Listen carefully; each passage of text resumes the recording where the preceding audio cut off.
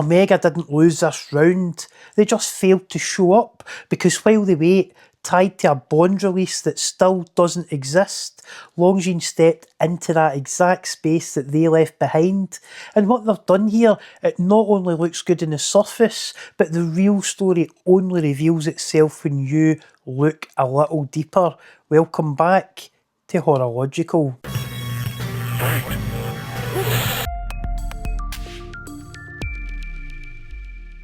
While Omega have just launched another already tired Seamaster chronograph to celebrate the release of the new Bond franchise computer game First Light, Longines noticed the gaping open goal, they attacked and they scored.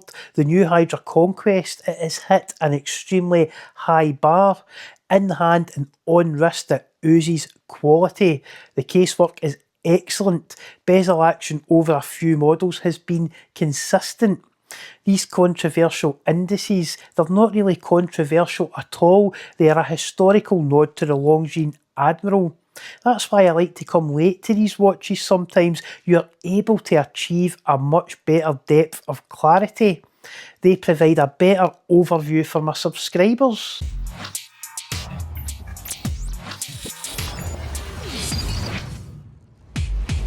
Talking of that, if you have watched a couple of my videos now and you're not subscribed, you know the right thing to do.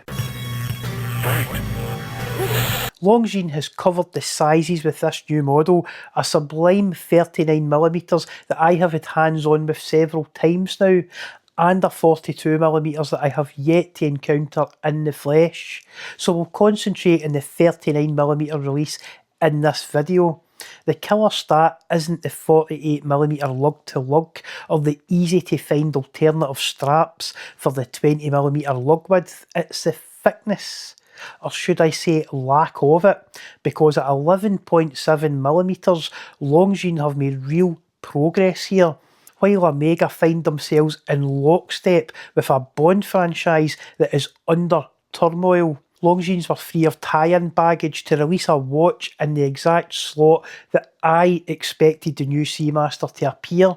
And after the bland disappointment of Watches and Wonders, this new HydroConquest, it is still garnering attention. And rightly so, because it ticks so many boxes. I like the colours Longines have chosen to launch with. Blue bezel, black dial is my personal favourite, but they have black and black, green and green, and a frosted blue sunburst dial, and even a teal fumey dial limited edition version to commemorate the Commonwealth Games 2026, hosted in my home city of Glasgow, limited to, you've guessed it, 2026 pieces of each of the 39mm or the 42mm size versions. A very nice touch from Longines. Now there has been some pushback about the removal of the Arabic numerals from the dial, but I checked into their website and the last generation HydroConquest is still on sale. There will be some bargains to be had in the older model, there's no doubt about that. So that's a bit of a non-starter as far as negatives go. Let's look at a quick spec slide of this watch. The case material, 316L stainless steel. The case diameter, 39mm. Thickness, 11.7mm. The lug width, 20mm. The lug to lug, 47mm. And the movement, it is a caliber L888.5. It is a Longines exclusive ETA running at 3.5 Hz. The power reserve is 72 hours. The crystal, flat sapphire with AR both sides. Water resistance is 300 metres. And the weight, sized for a 7-inch wrist on the OEM bracelet, is 156 grams. Now the watch comes with 3 main strap bracelet options, a mesh bracelet that completely solves the overlapping thickness problem of the Omega No Time to Die bracelet. It also has a clever way to size it for your wrist, essentially mesh links. Genius. Micro adjust is also present and correct. A double pusher deploying rubber that in hand feels supple and will provide all day comfort. And finally, a 2-link H-link all-steel bracelet with the now familiar from the mesh double pusher deployment with micro-adjust clasp. Now, what was that big win for Longines I mentioned at the start? Well, it is the movement, and for several reasons. The calibre L888.5, essentially a modified ETA A31.L11. That is a Longines exclusive movement. With its silicon balance spring, it has high magnetic resistance built in, and it strikes a nice balance between power reserve at 72 hours while running at a reasonably refined 3.5 Hz, the same frequency as, you guessed it, the current Seamaster 300M Professional, but with substantially more power reserve. This is essentially a highly upgraded ETA 2892 architecture movement, and it is that movement that has allowed Longines to reduce the thickness of this watch from the previous generation. That was 11.9mm, while the Omega coaxial 8800 calibre necessitates the current Omega Seamaster 300M Professional to be 13.8mm thick.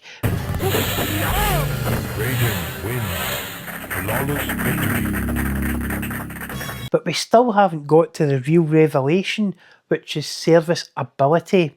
That modified ETA calibre in the Longines is easily serviceable for any good independent watchmaker, while none of the good independent watchmakers I know will touch a coaxial movement. Partially due to Omega's strict control of the parts and also the movement's general lack of easy serviceability, they will be happy to service the Longines. A real killer fact is the lead times for Omega servicing is getting longer and longer. Here in the UK we have the new massive Swatch Group service centre in Southampton with its own dedicated Omega area. But, and this is a big but, they are struggling to find qualified watchmakers to employ. And bear in mind, due to that strict control of parts, these new watchmakers will need brought up to speed on the intrinsic details of that George Daniels movement before becoming a top tier operator anyway. Then the growing body of evidence out there that by the time that you notice your coaxial escapement equipped watch has an issue by way of it not keeping time accurately anymore, catastrophic damage has likely already occurred. The Swiss lever escapements found in Solita and ETA movements can be up and running with usually just a simple service if things go off course timekeeping wise.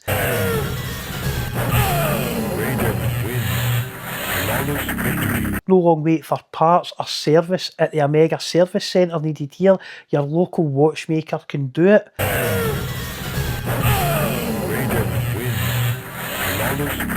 And the Mortal Kombat finish him moment. The price. The new Longines HydroConquest is, wait for it, less than half the price of the current Omega Seamaster 300M diver, and goodness knows what price the new one from Omega is going to be, and with still no timescale for when that watch will arrive. Flawless victory to Longines, and remember, watch collecting isn't logical, but it is horological. Flawless victory.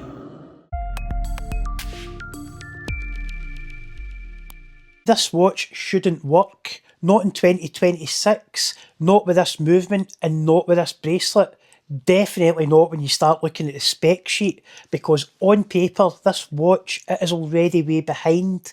And yet, I've been wearing it, rotating it in and out with watches that cost much more, watches that are supposed to be better. And every time I keep coming back to this, it just feels right. So what is actually going on here? Let's chase some ghosts with Seiko. Welcome back to Horological.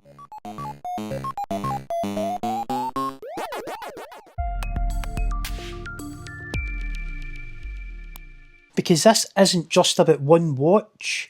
This is about something far bigger. It's about how a brand like Seiko can still in 2026 sell you something that makes you stop and question everything that you thought mattered. And to understand that, we need to look past the specifications. This is the King Turtle, more specifically the Great Blue, a Paddy Special Edition, ISO 6425 certified, a Prospex level watch backed up by the Professional Association of Dive Instructors. I don't think they checked the dive extension though. It is very difficult to use, and it actually took some skin off my thumb the other day. Sometimes the ghosts of Seiko bite back. But on the surface, pardon the pun, it is just another Seiko diver. Same familiar turtle case, same general layout, same movement architecture that we've seen for years now. Nothing revolutionary, but here's the problem with looking at this watch like that. You will completely miss the point. Because the reason this works, it has nothing to do with the spec sheet. Oh, and this isn't the first horological video that you've watched, is it? You've still not subscribed, have you? You know what to do. Well, with that said, let's start with the dial, because this is where everything changes. The Great Blue isn't just a colour, it is layered, textured, it's designed to replicate looking up at the ocean surface from down below. And in real light, not studio light, not marketing light, but real light, it moves, it shifts. Bright blue under direct light, darker, almost tool-like in shade, and that constant change, it creates something that most watches at this price point simply don't have.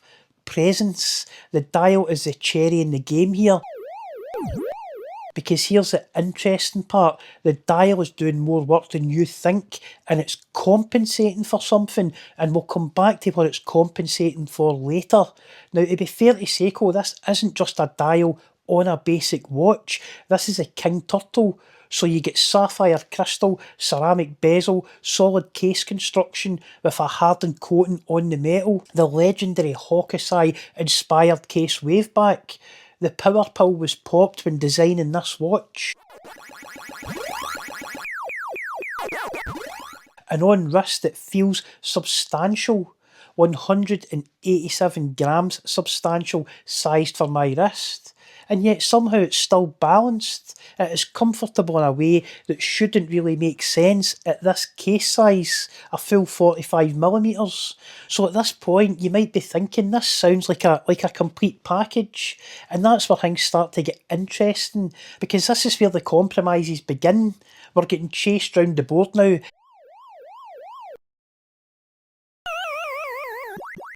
Inside this watch you get the 4R36 caliber, and this is where the internet starts to get loud, because on paper there is a better option, the 6R movement. Longer power reserve, higher tier positioning, more premium feel. But here's where I think people are getting this completely wrong, because yes, the 6R gives you around 70 hours of power reserve. This movement gives you 41 hours of power reserve, but that only matters if you actually use that reserve.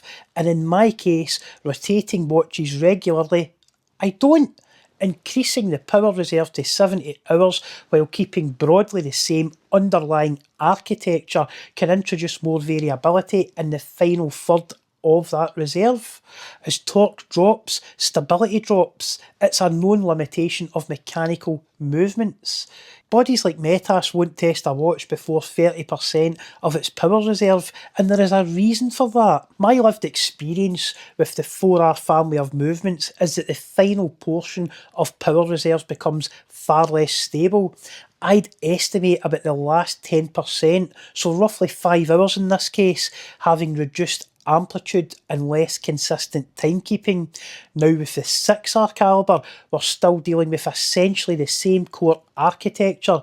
The pinions are finished to a similar standard, the jewels are supported and floated in the same way, and the same single barrel design is used, but with a longer mainspring to extend the reserve. That longer mainspring, it doesn't necessarily reduce peak torque, but it spreads the torque over a longer period, meaning the movement spends more time in the lower torque range. So while the 6R is the superior movement on paper, in real world use it can be more variable across its full power reserve. Basically, the effect of that power pill fades so fast that you could find yourself in trouble real quick. There is a great video on the failings of the 6R family of movements and why the problems exist on this channel, and I will put a link in the description below to the specific video. It is in Spanish, but it has good subtitles and it is very in depth. Definitely worth a watch if you have time, pardon my second pun in this video. The 6R movement actually prevented me from adding a historical favourite Seiko to my collection, but more on that later. I also must say this power reserve drift issue is not unique to Seiko. Rolex themselves had issues moving from the 31-35 calibers to the 32-35 in the Submariner. The GMT Master 2 32-85 also suffers this, as I have evidenced in my own watch. A small point of interest is also the barrels and the mainsprings in the Rolex 31-35 movements were usually cleaned and lubricated at service. They are now sacrificial parts and replaced at service. Now that's food for thought, is it not? Are modern movements actually becoming more disposable in certain areas, despite being marketed as more advanced? There is a pattern here. Perhaps that's a subject for a future video. I'll take my trusty 31-35 and 4R calibers any day of the week. So in real world use, that extra power reserve, it isn't for free. And it's not just with Seiko, you're effectively paying more money for less movement efficiency overall. Because what I've seen across multiple watches is that the 6R doesn't just run longer, it behaves differently across that longer run. And as it winds down, you do get more variation, more positional change, more drift away from its fully wound state. So what you end up with is this: a larger portion of that power reserve sits on a lower stability part of the torque curve, whereas with the 4R movement family of calibers that window is much smaller, shorter reserve but more consistent behaviour across the time that you actually wear it. So yes, the 6R does give you more hours, but more of those hours are at the edge of its performance delta. And if you're rotating watches, you're not even using those extra hours anyway, so what is it you're actually gaining? The Japanese are also masters of under-promising and over-delivering.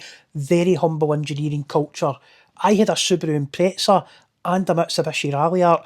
Both were rated at round about 227 brake horsepower from factory, and yet on the dyno both were far closer to 300 brake horsepower, completely stock. I sometimes feel Seiko are similar with their movements. Many perform significantly better in real world use than the published factory specifications would suggest. Let me know your own experience with Seiko accuracy and power reserve drift in the comments below. And then we get to the bracelet, and this is where Seiko reminds you exactly where this price point sits, because this uses a pin and collar system in one of its most tricky forms, and if you know, you know. In fact, the authorised dealer who sold me this watch refused to size it, flat out refused, because they had someone recently lose a brand new watch, because if you get this wrong, the link pins will fall out and the watch drops off your wrist. So I sized it myself, pin tool, careful removal, tracking every collar and testing every single link individually afterwards. And once it's done properly, it's solid, absolutely solid, but getting there, that's not a premium experience. That's an old school Seiko quirky experience, and this is where the contradictions with this watch start to really appear, because in some areas it feels far more expensive than it is, and in others it reminds you exactly what it is. I did mention this dial compensating for something earlier, and it's all those flaws, because the minute you see this dial in direct sunlight, which is admittedly rare in Scotland, all those flaws disappear. So now we've got a stunning dial, solid case and materials, a movement that's far more honest than it is impressive in paper. Although with a quick bit of regulation, plus or minus 5 seconds per day is a realistic expectation.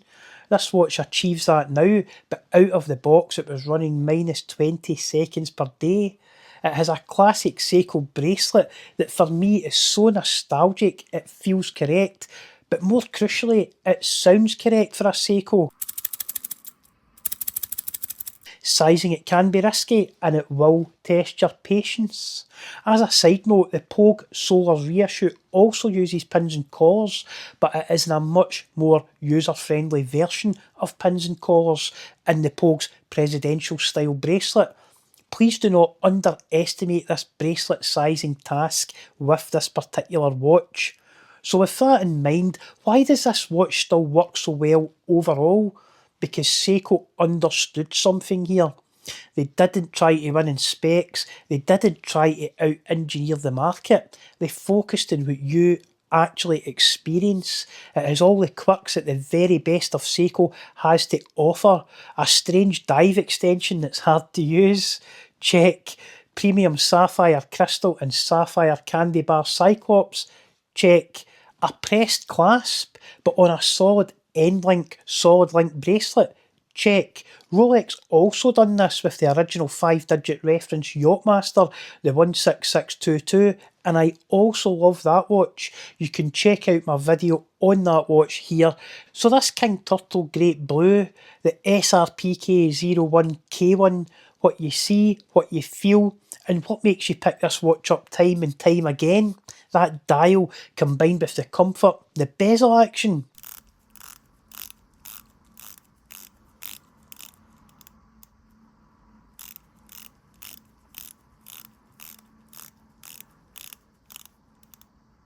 Combined with the overall wrist presence, it is infectious.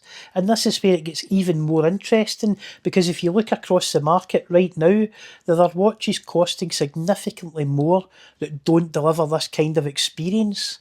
In fact, there are some watches Seiko released that were such terrible value propositions, I have avoided them completely, even though they're dear to me historically, but we're going to get into that in a future video. I'm looking at you, Captain Willard.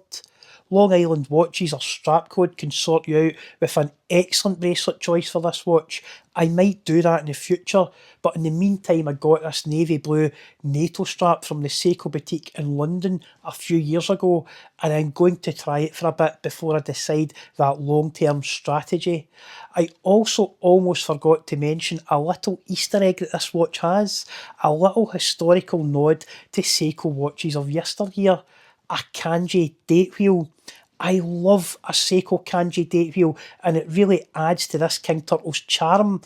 My only major downside of this watch is there is a slight misalignment, as with many Seiko watches. My advice is always with Seiko is to buy in person and make sure this watch fits your tolerances and not Seiko's over generous delta that they allow themselves. I know this watch has this issue, but in a strange way, it adds to my enjoyment of it because it is so slight. And that candy bar Cyclops, it is a little bit offline too, but it is mine and I chose it in spite of its flaws. This is certainly not a flawless victory. Flawless victory. Because Seiko, despite everything, still manages to create watches like this. And that is special because that reminds me of my first mechanical watch, the SKX009. And it's not just this. Look at something like the Seiko Arnie reissue, another watch that on paper shouldn't make sense. But in reality, it offers a completely different kind of value and a wrist experience unmatched anywhere else in the hobby. So this isn't an accident, this is a pattern. This is a pattern that Seiko can repeat on demand. So not a fatality either. Fatality. Let's look at a quick spec slide of this watch. The case material is a hard-coated 316L stainless steel. The case diameter is 45mm. The thickness is 13.2mm. The lug width 22mm. The lug to lug is 47.7mm. The movement is that Seiko 4R36 3 Hz with hacking and hand winding. The power reserve is 41 hours. The crystal is a flat sapphire with AR in the underside only. The Cyclops is also sapphire. The water resistance is 200 metres and it weighs, on the OEM bracelet, size for my 7-inch wrist, 187 grams. Seiko clearly isn't trying to win the spec war here. They're playing a completely different game, and if you're prepared to look, I mean really look, you start to see it. Because even in 2026, Seiko can still offer strong value, unique design, unmatched vertically integrated manufacturing. They make every single part of this watch in-house. The icing in the cake here is the genuine high quality dial work and a configuration that feels far more expensive than it should. You just have to know where to find it. It is getting harder as Seiko increase the prices of what their watches cost, but it isn't impossible. And remember, watch collecting isn't logical, but it is horological. This is not a Casio appreciation test. This is a Quartz accuracy fight. On the 7th of April, I took 7 regular Casio watches and I locked them in a stable 20 degrees Celsius environment. Then I put them up against the benchmark, the Casio G-Shock GWM 5610U1ER, my official horological railway clock, because every night at 3 AM this watch receives the atomic time signal, and when that RCVD marker appears on the screen, it means one thing. It means that this watch is checked in with the atomic clock within the last 24 hours. So this is the reference, the control, the judge, the jury and the executioner, if you like. Now Casio rate this module at plus or minus 15 seconds per month. That is already only around half a second per day, but with the atomic clock signal landing every single night, this G-Shock is not guessing the time, it is being corrected by time itself. And against that, I place 7 ordinary Casios. No wrist time, no body heat, no excuses, just 35 days in a stable room. I have run a few Quartz accuracy tests on this channel now, but this one is different because this puts Casio against Casio. Cheap digital legends against the atomic connected king. And I saved the most important one to be revealed last. So the question is simple. After slightly more than a calendar month, which watches held the line? Which ones drifted? And which ones quietly embarrassed watches costing many, many times more? And one of these results honestly made me question my whole collection philosophy and why I ever spend more than £50 on a timepiece.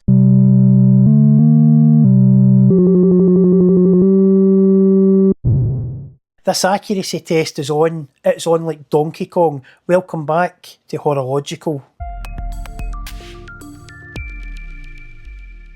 First up, we've got the Casio G-Shock DW6900. This is a watch that almost doesn't need an introduction anymore because this thing has quietly become one of the most battle-proven digital watches ever made.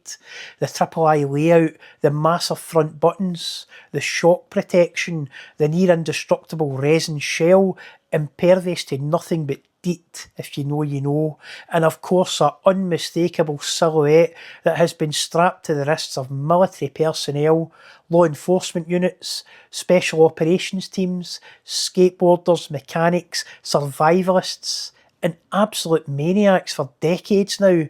This is not a luxury object, it is a pure tool, a blunt instrument if you like, and the version here with the polycarbonate buckle, it keeps that whole philosophy intact. A military requested polycarbonate buckle for PX stores, lightweight, functional, no unnecessary flourish, just pure late 90s tactical Casio energy. The DW6900, it became legendary because it survived things that most watches never even see. Heat, mud, impact, deployment cycles, years and years of abuse. And yet despite all that, inside it is still fundamentally a quartz oscillator, quietly trying to keep perfect time. So after 35 days sitting completely untouched in a stable 20 degrees Celsius environment, how did this military issue legend perform? It gained 9 seconds. From special forces hardware to a full metal jacket, the Casio 2110D, or as many collectors now call it, the metal jacketed Casio, a Casio that retains the shock protection profile while enjoying the cosmetic metal upgrades. The best of both worlds, because underneath all this brushed steel and integrated styling and almost luxury sports watch energy, there is still a brutally practical G-Shock hiding underneath. You can see the design language evolving here, that octagonal bezel, the sharper case geometry, the move towards something that feels less like military equipment and more like Casio deliberately stepping into enthusiast territory. Almost like they looked at the luxury sports watch market and said, fine, we can do that too, but for a fraction of the price. But despite that styling shift, this is still fundamentally a quartz G-Shock, still shock resistant, still massively wearable, and still built around that same core Casio philosophy of reliability over romance. And that is what makes this test interesting, because underneath that metal jacket, the watch still lives or dies in the oscillator inside it. So after 35 days in a stable environment, the metal jacketed Casio finished the test, plus 8 seconds.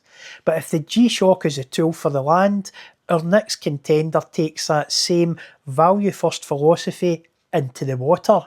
We enter the dive watch space with the unbelievably equipped for the money Casio MDV107 Duro, the latest generation Duro. And yes, before somebody says it in the comments, this is the version without the marlin in the dial, which for some people apparently qualifies as a humanitarian crisis. But underneath all the internet drama, the Duro still represents one of the most absurd value propositions in modern watchmaking. 200 metres of water resistance, a screw down crown, proper dive watch proportions, legible hands, reliable quartz movement, a genuinely solid rotating bezel, I'm looking at you here Omega, and a case design that somehow manages to look more expensive than it has any right to. This thing has become almost mythical in enthusiast circles. This is a cheap Casio that punches well above its weight. The watch that collectors buy, they buy it as a joke, and then they quietly end up respecting it. Now you will notice the date is sitting 1 day behind, and that is simply because April is a 30-day month. This crown, it's not been touched during the experiment, no corrections, no resets, no interventions, just 35 days straight running continuously in a stable environment. And honestly, the result here is stellar, because over those 35 days, the Casio Duro gained plus 6 seconds. Plus 6 seconds for the Duro, incredible. But remember, the result that actually made me question my entire collecting philosophy is still coming up at the end. Now, YouTube analytics tells me that over 80% of my viewers are still not subscribed. Now that is unacceptable drift that must be corrected immediately.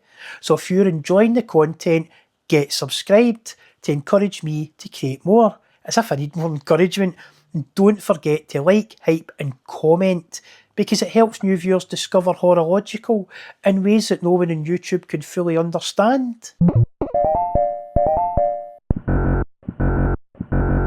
Now let's re-enter the casino of horological accuracy with the Casio AE1200WHD World Timer, better known across the watch world as the Casio Royale. For reasons that are a little bit illogical, but honestly, few watches have ever achieved worldwide cult status quite like this, because somewhere between the world map display and the pseudo mission control aesthetic, and that unapologetically digital design language, Casio accidentally created one of the most charming watches of the modern era. This thing looks like it should be strapped to the wrist of an intelligence officer in a 1980s action film, or sitting inside the cockpit of some Cold War surveillance aircraft. Dual time zones, world time, 5 alarms, LED illumination, ridiculous battery life, and yet all wrapped inside a watch that costs less than some luxury brands charge for a single spring bar. I'm looking at you again, Omega. But the interesting thing about the Royale is this: people don't buy it because it's expensive, they buy it because it feels honest, pure function, pure utility, no pretending to be mechanical art, no fake heritage theatre, just Casio making a brutally practical digital watch that somehow developed a personality all of its own. And in this accuracy test, the Royale finally showed a little bit of weakness, because after 35 days untouched in a stable environment, the Casio Royale finished minus 21 seconds against atomic timekeeping. Then we arrive at an absolute belter of a watch, a sleeper in the range, a real if you know pick, the Casio F105W1A, and honestly, this thing represents peak old school Casio thinking: lightweight, simple, cheap, unbelievably effective. But the real magic here is that electroluminescence system. That glorious blue-green backlight that for an entire generation felt futuristic, before full-colour OLED displays, before smartwatches, before glowing supercomputers strapped to people's wrists. There was this, one button press and the entire screen lit up like something from a late 1990s sci-fi film. And sadly Casio has moved mostly away from it now. Modern LEDs are more energy efficient, they are cheaper, and they're easier to implement on the module. But they do not have the same atmosphere, the same character, and that same unmistakable glow. And that is what makes watches like the F105W so interesting.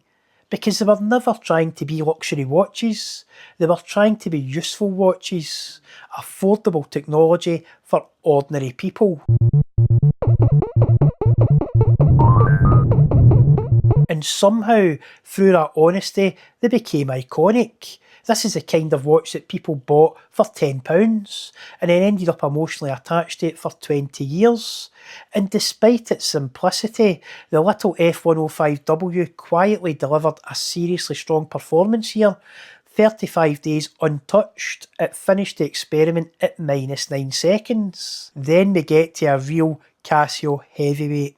This is a global sales phenomenon that is the Casio F91W, one of the best-selling wristwatches of all time. Not digital watches, not cheap watches, not smartwatches, but watches full stop. And honestly, this thing has transcended watch collecting completely, because the F91W, it stopped being just a product years ago now. It has become part of global culture, a favourite of students, factory workers, collectors, military personnel, taxi drivers, kids in school playgrounds, tech billionaires, even world leaders. Bill Gates has worn one. President Obama has worn one. And yes, Osama bin Laden famously owned a few of these too. Which somehow tells you everything about the F91W all at once, because this watch exists completely outside status, outside luxury, and outside class.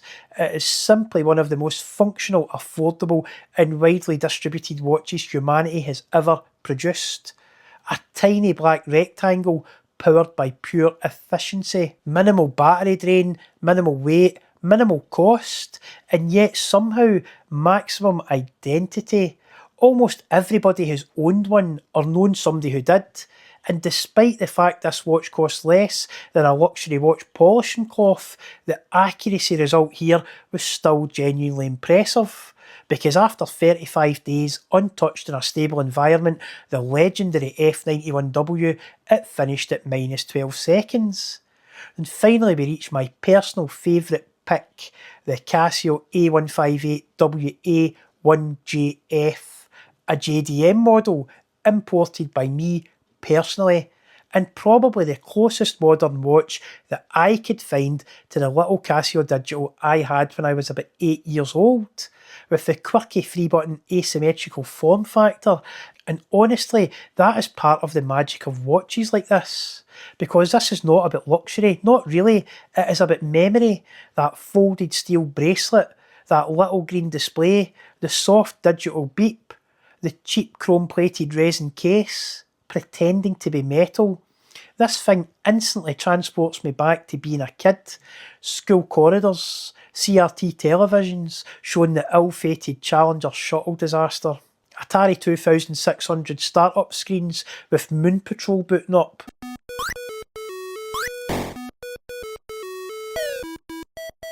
That strange feeling that technology back then somehow felt more exciting than it does now. And the funny thing is, despite owning Rolex, Omega, Panerai and all the rest, a watch like this can still hit harder emotionally than almost anything else in the watch box, because nostalgia is a very dangerous thing in horology. Sometimes the cheapest watch can carry the most weight. Now, unfortunately, in this accuracy test, nostalgia did this watch absolutely no favours whatsoever, because after 35 days in that same stable environment, this little JDM Casio A158, it finished at plus 23 seconds. But what did this experiment actually show us? Well, first of all, Quartz is still absurd, because even the weakest performance here was only drifting by fractions of a second per day. And that is the part people forget.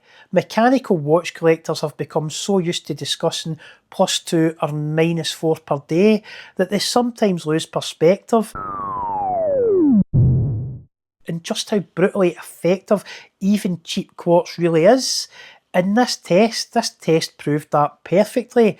7 perfectly ordinary Casios, most costing less than a restaurant meal, left untouched for 35 days in a stable environment, and every single one remained fundamentally excellent at the one thing watches are supposed to do well: tell the time accurately. But what is fascinating is how much personality still exists inside something as clinical as quartz. The military toughness of the DW6900, the modern steel aggression of the metal jacketed Casio, the quiet overachievement of the Duro, even sans Marlin, the Cold War charm of the Casio Royale, and that futuristic glow of the F105W.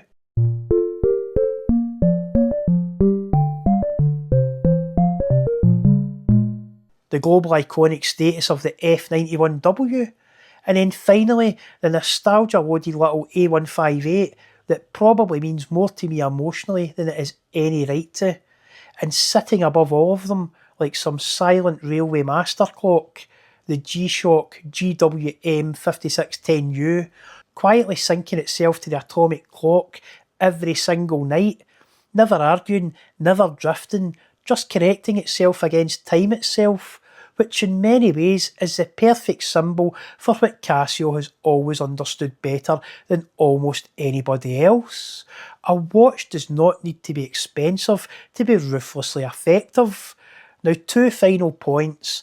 1, it is important to note that this was one watch of each reference, and your own results may vary, and I would encourage you to test your own Casio watches and write about your experiences with Casio accuracy in the comments below. And then 2, we ran this experiment for 35 days, but would you like to see it continue to 90 days and perhaps beyond, and see if some of these watches can recover, or maybe they drift out further? Do they drift out in a linear fashion, or is it a bit more nuanced than that? I do miss rotating these watches, so the sacrifice made in the name of horological research cannot be underestimated. So I'll do a community post and I'll let you, the audience, decide, do we keep this test running? And remember, watch collecting isn't logical, but it is horological. YouTube has been losing its mind over the Audemars Piguet Royal Pop Oak thing, and once again, I arrived slightly late. But this time there is a reason for that, because one day before the release, while I was in Glasgow, I briefly managed to get hands on with one. No footage allowed and no filming, and honestly I only held it for a few seconds. But during that brief moment I noticed something. I noticed something that I genuinely have not seen or heard anybody else talking about yet. A detail that completely changed the way I started looking at this collaboration.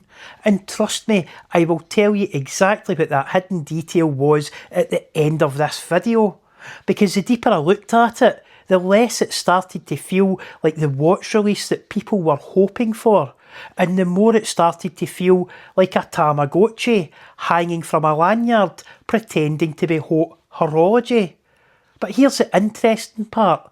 While everybody else is arguing about whether this thing is genius or sacrilege, I think I've accidentally found the large corporation alternative that explains exactly why this collaboration feels so strange in the first place. And once you see the comparison, you genuinely cannot unsee it. I've also saved the ultimate alternative to this watch till almost the end of this video. Oh no, what have I done? Welcome back to Horological. Now look, the AP Swatch Pop Oak absolutely looks good, no question, but that is also the trap, because what you're actually looking at here is the power of Gerald Genta's original 1970s design language, and that matters, because when a watch design is this strong, this recognisable, this culturally embedded, you can completely change the material, strip away the finishing, replace steel with bioceramic, plastic, colours, gimmicks, almost anything, and yet the core identity still survives. We already saw this with the Moonswatch. We saw it again with the Blancpain Swatch collaboration. The design language itself became bulletproof. And that creates a strange question for luxury watchmaking, because if the silhouette alone still delivers the emotional hit, what exactly are people paying the luxury premium price for anymore?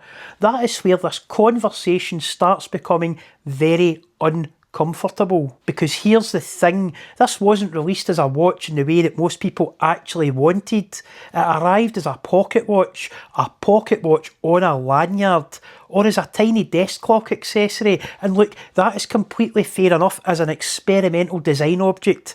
But if we are being honest, most people wanted another wrist-worn collaboration, because the second this thing appeared online, you could almost hear the Chinese 3D printers warming up in the distance, prototyping. And make absolutely no mistake here, if Swatch do not release an official wrist strap conversion system, the aftermarket will fill that gap almost instantly, guaranteed. By the end of this week, someone somewhere will have already engineered a way to wear this thing on the wrist, and not just one way either. You will almost certainly be able to wear it as a conventional Royal Oak orientation, the one with the running seconds, or a full bullhead AP configuration with the crown rotated upwards like a motorsports chronograph experiment from the 1970s. Because the internet moves far faster than luxury corporations now. The moment a product creates a wearable possibility, the community finishes the design for them. And this is where things get really interesting, because the Seiko and Casio modding communities are probably only days away from solving this entire problem themselves. These communities already machine custom shrouds, they build titanium conversions, swap modules, re-engineer cases, and design integrated bracelets. They create watches that sometimes end up looking more ambitious than the official product release themselves. So the second Swatch left this thing hanging around someone's neck, instead of attaching it to a wrist, the modding world immediately saw unfinished business. And that leads me on to a very valid question, because for the price of this plastic collaboration piece, you could buy something like a Seiko Arne. Perhaps even a special edition version like this Blue Lagoon here, with a custom machined titanium shroud. Now suddenly we are talking about real wrist presence, real water resistance, real heritage, and real functionality. A watch culture that actively encourages modification and ownership.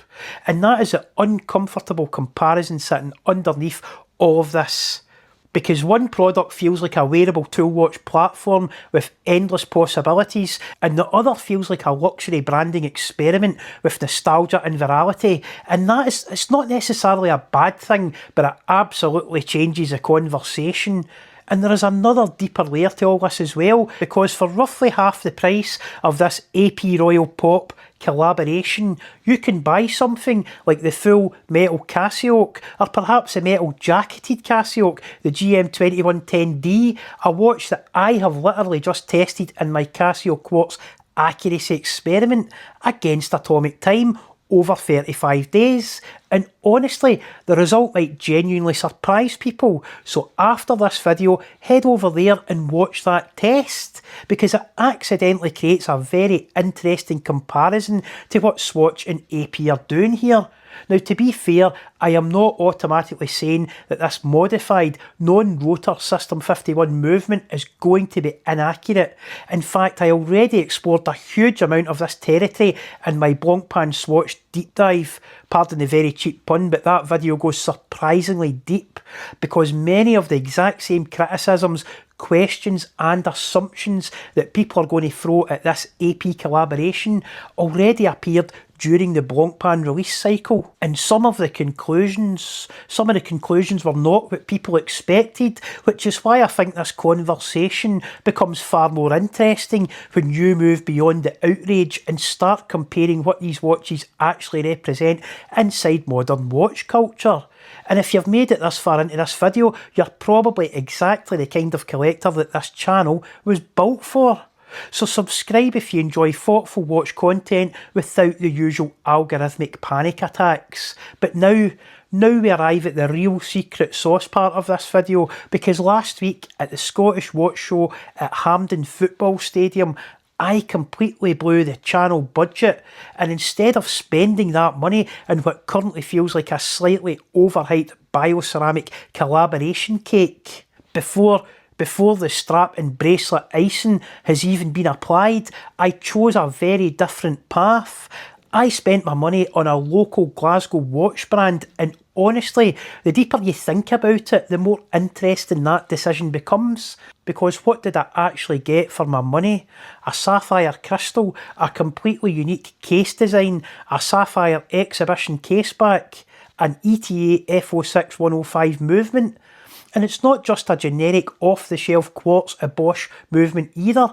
It's custom decorated. It's a laser-etched ETA quartz calibre. How quirky is that?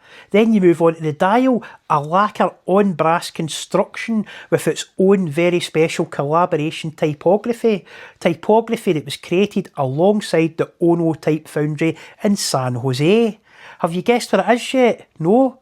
Oh no, this is the Paulin Ono Modul Quartz, and trust me, this watch deserves its own full video, which will be coming to the channel in the next couple of weeks, because what I have really achieved here, well, firstly, I supported my own local watchmaking community, because Paulin and their sister company Anna Dane, they employ real people from the Glasgow community, and secondly, I bought something that genuinely stands out in the crowd.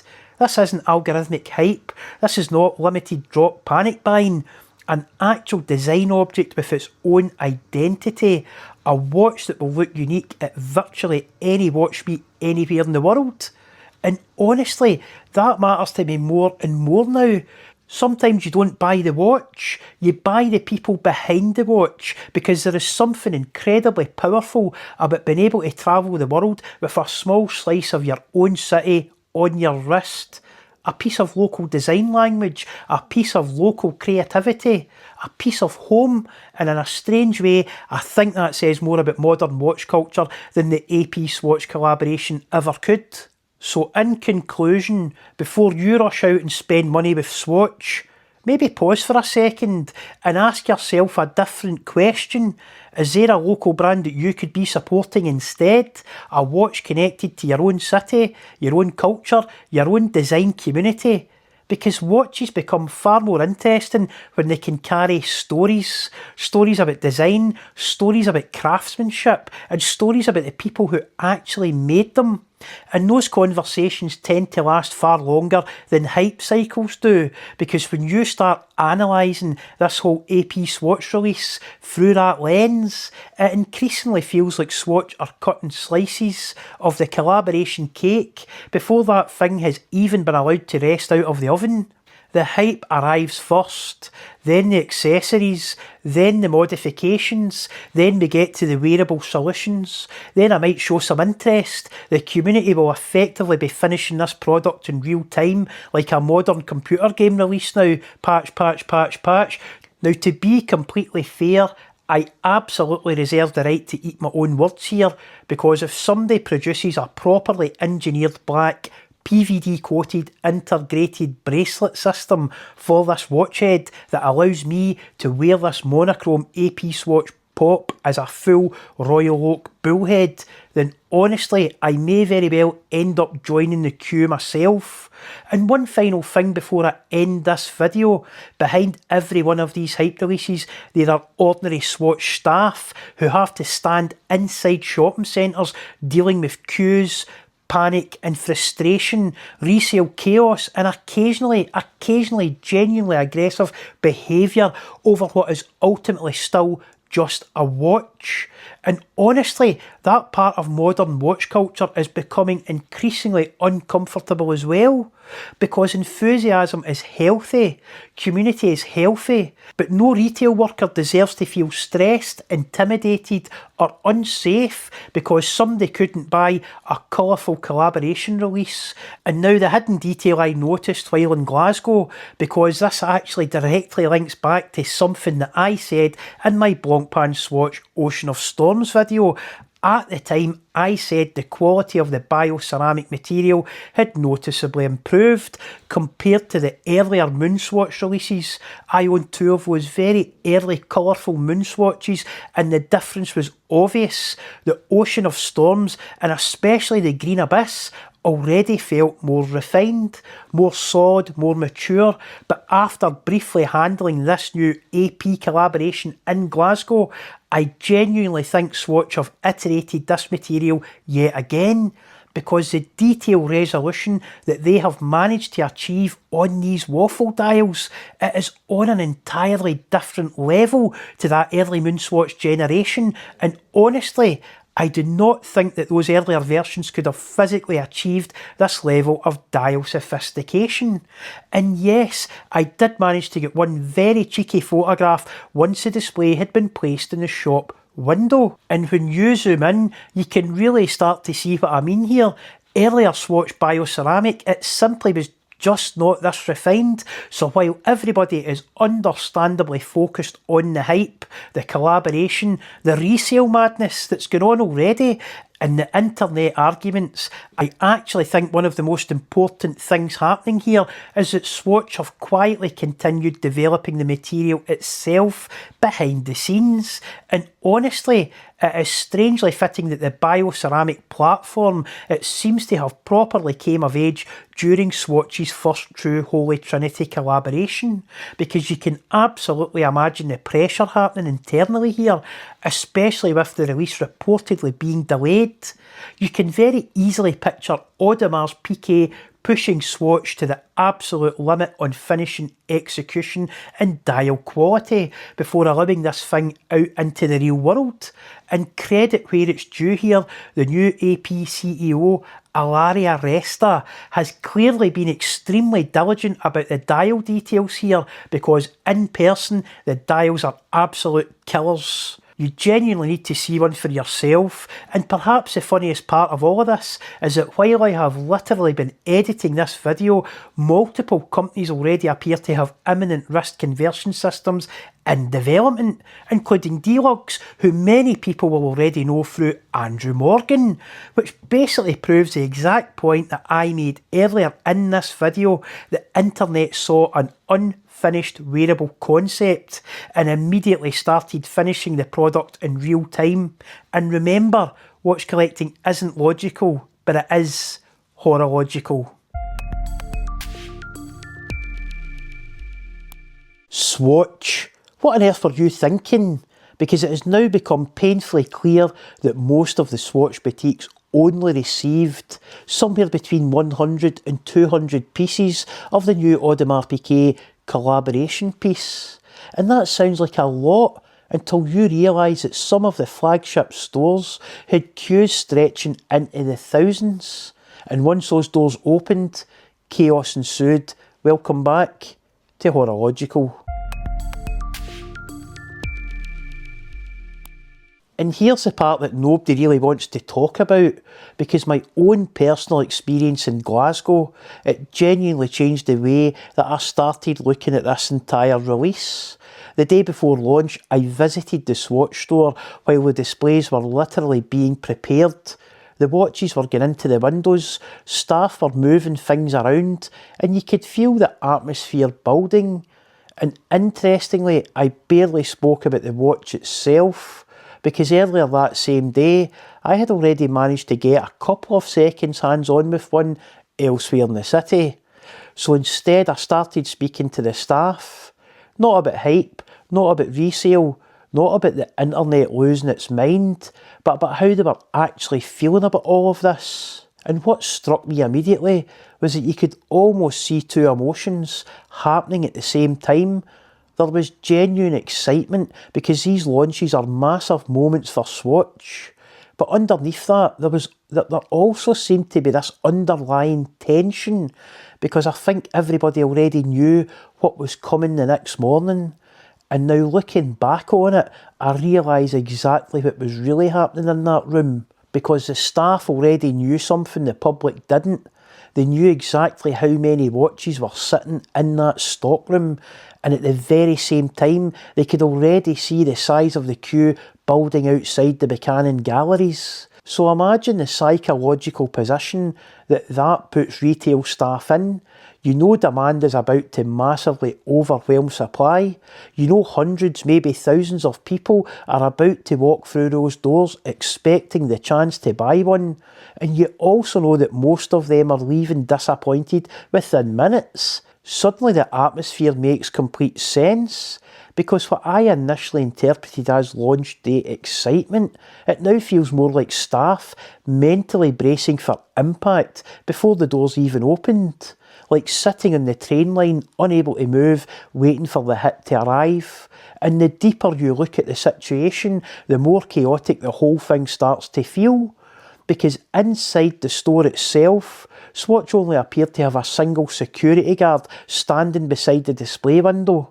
But interestingly, it was actually the Buchanan Gallery's shopping centre security staff who seemed to absorb the first wave of pressure. Because this centre closes overnight, which meant people arriving to camp for the launch, they kept having to be redirected back outside again and again, and due to the layout and design of this particular shopping centre, many people arriving didn't realise a massive queue had already formed elsewhere. So what started happening was this constant cycle of confusion, people arriving thinking they were still in with a chance, then discovering hundreds of others already ahead of them. Then the tensions immediately started rising, and you could feel the atmosphere slowly tightening before the watch itself had even officially gone on sale. And honestly, that was the moment the illusion completely broke for me, because I hadn't even got into Glasgow for the Swatch launch in the first place. I was actually there picking up some watch samples from another brand that will appear on the channel in the next couple of weeks. But of course, the opportunity to swing by Swatch, it was irresistible. And at one point outside the shopping centre, I remember looking at the queue while wearing my metal Casio and trying to crack a joke that there were plenty of those available elsewhere inside the mall. And the reaction was strange, because almost immediately I realised something important. These were not really watch people, at least not in the normal enthusiast sense. There was very little excitement about design, very little discussion about horology, very little curiosity. The atmosphere felt transactional, aggressive, like people were there for extraction rather than appreciation. And suddenly the entire launch started making more sense to me, because this no longer felt like a watch release, it felt like a controlled scarcity event. that had spiralled beyond the control of the people actually working inside the store. And that was the exact moment I decided that we were leaving. Because I was there with my youngest kid, and suddenly the entire atmosphere had changed from busy launch event to something that felt genuinely unpredictable.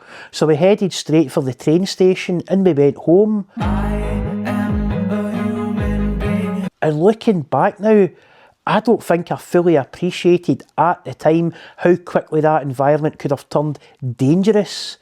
Because here's the uncomfortable reality. Capable of doing these beautiful things. I had literally just walked out of the Swatch store carrying a cardboard box with the word samples printed on it. Inside a crowd already becoming frustrated, already becoming aggressive. There's lightning striking all over the world. And already convinced that there was nowhere near enough stock to satisfy the demand. At the time, I still thought this was fundamentally a watch launch, but in hindsight, it felt much closer to a resale frenzy colliding with artificial scarcity in a public shopping centre that wasn't really designed to manage or handle that kind of atmosphere. There's lightning striking all over the world. Now, if you know my other long-running YouTube channel at all, you'll know I'm not exactly naive when it comes to large public events. I've been around environments involving crowd management, promotion, security coordination, queues, pressure points, timing windows, all of it. So this isn't somebody simply overreacting because they've seen a busy shop. That's precisely why what I felt outside that Swatch launch, it stayed with me, because sitting on that train home, I kept replaying those brief moments outside the shopping centre in my head. And the overwhelming thing that I remember, it's not excitement, it's toxicity. The atmosphere felt tense, almost predatory, like the entire event had drifted away from watches completely and turned into a collision between scarcity, resale culture, social media hype and raw frustration. And the really uncomfortable part is this: I genuinely don't think the retail staff inside that store created that atmosphere. I think they were trapped inside it along with everybody else. And then it actually happened. The exact atmosphere that I felt building outside the store the day before, it suddenly exploded into reality. Run. Fights broke out, security became overwhelmed, police were called to deal with multiple incidents, and then early in the Saturday morning the internet started filling with short form videos from all over the world. Crowds surging, people screaming, arguments, physical confrontations, security interventions, pepper spray, different cities, different countries, but the same scenes. And that was the moment that this stopped feeling like an isolated launch problem, because what we were actually witnessing was a synchronised global outbreak of chaos, triggered by the release of a bioceramic timekeeping device. And when you phrase it like that, the entire thing starts sounding almost absurd, because underneath all the marketing language, all the hype, all the community excitement, this was still fundamentally a bioceramic watch launch, yet somehow the environment surrounding it had become volatile enough to generate real-world disorder across multiple countries within hours. That should probably concern people more than it currently does. Now, if all of this had been genuinely unforeseeable, then maybe you could give Swatch a pass. Maybe you could argue that nobody expected the scale of this reaction. But that argument becomes much harder to justify when you remember one crucial detail. We have already been here before, because the Moonswatch launch produced many of the exact same problems: massive queues, crowd control failures, resale frenzy behaviour, police involvement, retail staff placed under enormous pressure, communication problems, confusion about availability. And at the time, a lot of people treated that as a one-off anomaly. But now this starts looking less like an accident and more like a pattern, because once you have already experienced a global launch spiralling into public disorder once before, you no longer get to have that free pass the second time. At that point, this should have been anticipated at the highest corporate level, not just by local store managers, not just by shopping centre security teams, but by the people designing the launch strategy itself. Which raises a very uncomfortable question. If Swatch already knew the combination of artificial scarcity, social media hype, resale culture, and limited physical allocation, if they knew that could create volatile environments, then why did the communication strategy still seem so unprepared for the reality that followed? Because the deeper you look at this, the less it feels like the chaos was truly unexpected. Was it manufactured on purpose? And the more it feels like everybody downstream was left to absorb the consequences of a hype machine that had already proven dangerous once before. And that is the part I genuinely cannot stop thinking about. Imagine camping outside for 2 nights, sleeping rough in a city centre, waiting in the cold, managing queues, protecting your position, only to eventually discover that you're number 101 in line, and when the store only had 100 watches. And the truly uncomfortable part is this: the staff inside already knew that from Friday.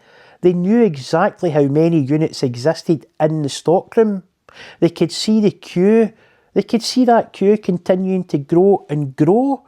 They also knew mathematically that large numbers of people had absolutely no chance of buying the product. Yet somehow there still seemed to be no clear corporate level communication strategy designed to diffuse the situation early, because imagine how different the atmosphere could have been if somebody had simply stepped outside and honestly addressed the crowd. Look, we're incredibly sorry, but only the first 100 customers will be able to purchase a Royal Pop on launch day. Everybody beyond that point is unable to obtain one today. Here is an online priority purchase code that you can use with a small discount for some goodwill. Would people still have been disappointed? Of course they would, but disappointment and chaos, they are not the same thing. Instead, it felt like frontline retail staff were effectively pushed into the trenches and left to absorb the emotional impact of decisions made much higher up the chain. Then they were sent over the top, underprepared, a bit like the last episode of Blackadder. Run. Except this was a real life event in 2026. Unbelievable. And I need to make this absolutely clear. I am not blaming the staff. I am not blaming the local managers. If anything, many of them looked trapped inside an impossible situation, because this was not one badly managed store in one isolated city. This was global. The same patterns, the same tension, the same outbreaks, the same safety concerns, which strongly suggests that this was fundamentally a strategic management problem rather than a store-level failure. And honestly, some of the individual store managers who reportedly shut stores early for safety reasons, they deserve enormous credit for doing so. That was a brave move, because at that point, priority stops being watch sales. It becomes public safety and protecting staff from an environment that had already moved far beyond normal retail behaviour. So in summary, this is absolutely not how I expected to be spending my Sunday morning. But after waking up early and seeing video after video of the chaos suddenly flooding my feed, and then mentally connecting it all back to what I personally experienced in Glasgow the day before, I honestly felt like I had to say something, because once you piece all of this together, it becomes very difficult. It becomes very difficult to dismiss as isolated incidents or launch day excitement. This felt far bigger than all of that, and at this point I genuinely think the Swatch Group needs to release a public statement as soon as possible. Not a marketing post, not a hype montage, an actual acknowledgement of what happened, because when multiple cities across the world are experiencing crowd control failures, police involvement, violence, store closures and overwhelmed staff surrounding the release of a plastic quartz collaboration watch, something in the strategy has clearly gone wrong. And perhaps the strangest part of all of this is that little 35mm Paulin watch that I bought last week, instead of waiting around for this whole situation, it suddenly makes even more sense to me now, rather than buying into engineered scarcity events that leave retail workers and shopping centre security exposed, trying to contain public disorder. And remember, watch collecting isn't logical, but it is horological. Run.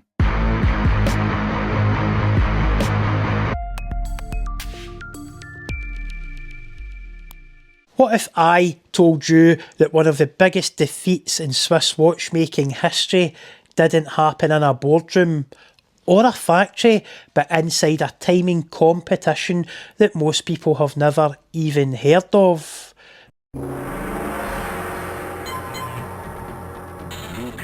Because in the late 1960s, the Swiss Observatory trials, they were supposed to prove one thing: Swiss supremacy, the greatest precision watchmakers on the face of the earth, competing movement against movement for accuracy itself.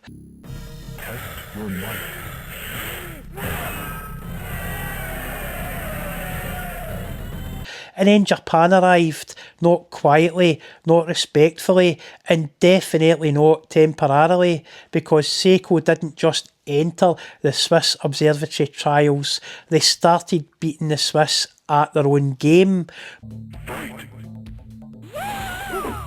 By the end, their mechanical movements had become so dangerously competitive that the entire system essentially collapsed in itself shortly afterwards.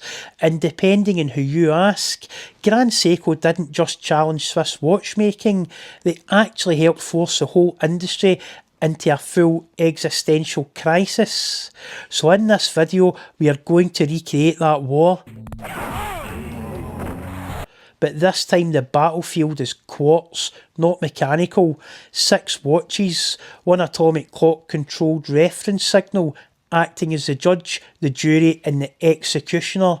3 Japanese quartz calibers from Seiko, 2 Swiss challengers from brands that built their reputations on precision, and then there's 1 radio controlled control watch, silently connected to atomic time itself. No marketing, no specifications on paper, no heritage speeches, just raw timing performance. Because once you remove the advertisements, once you remove the luxury boutiques, and once you remove the logos, quartz becomes something else. Quartz becomes brutally honest.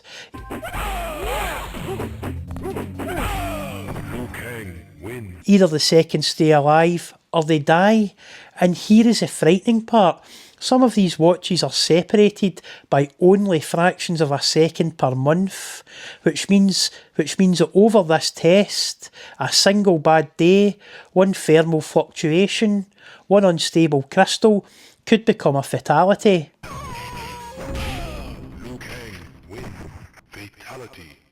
Will Japan dominate the precision war once again? Will the Swiss strike back? Will one watch achieve a flawless victory? Flawless victory. Or will one completely collapse under the pressure? In this video we are going to find out together. Welcome back to Horological. Now, before we get into the bloodbath, we need to address something important, because despite what a lot of people actually believe, the first commercially available quartz wristwatch, it was not Swiss, it was Japanese. The legendary Seiko Astron, released by Seiko on Christmas Day 1969. And honestly, that date feels almost symbolic now, because the watch that would help trigger the quartz crisis, the technological shockwave that completely destabilised the traditional Swiss mechanical watch industry, arrived as a Christmas Day release, like Japan quietly placing the future of timekeeping underneath the Christmas tree. And in the spirit of Seiko constantly trying to arrive first, or at least differently, we need to begin this test with something genuinely fascinating. a 1990s cult legend, the Seiko Kinetic Sports 200, the SKJ003P, released in 1995, one full year before the arrival of perhaps the most famous mechanical dive watch of all time, the legendary Seiko SKX. But here is what makes this watch important, because this is not a normal quartz watch. Inside this steel case, Seiko asked a completely insane engineering question. What if quartz could wear an automatic rotor? So instead of relying on a traditional disposable battery, the movement generates electrical energy through wrist motion using a rotor system. Mechanical movement feeding quartz precision. And honestly, it feels like one of the most Seiko ideas ever conceived. Part engineering experiment, part future prediction, part glorious 1990s innovation. Now, Seiko themselves have largely moved away from kinetic technology today, but spiritually, the idea never truly disappeared, because if you look at the philosophy behind modern Grand Seiko, especially things like the spring drive, you can still see that same obsession hiding underneath it all. Stored energy, mechanical motion, electronic regulation, precision without abandoning the soul of movement.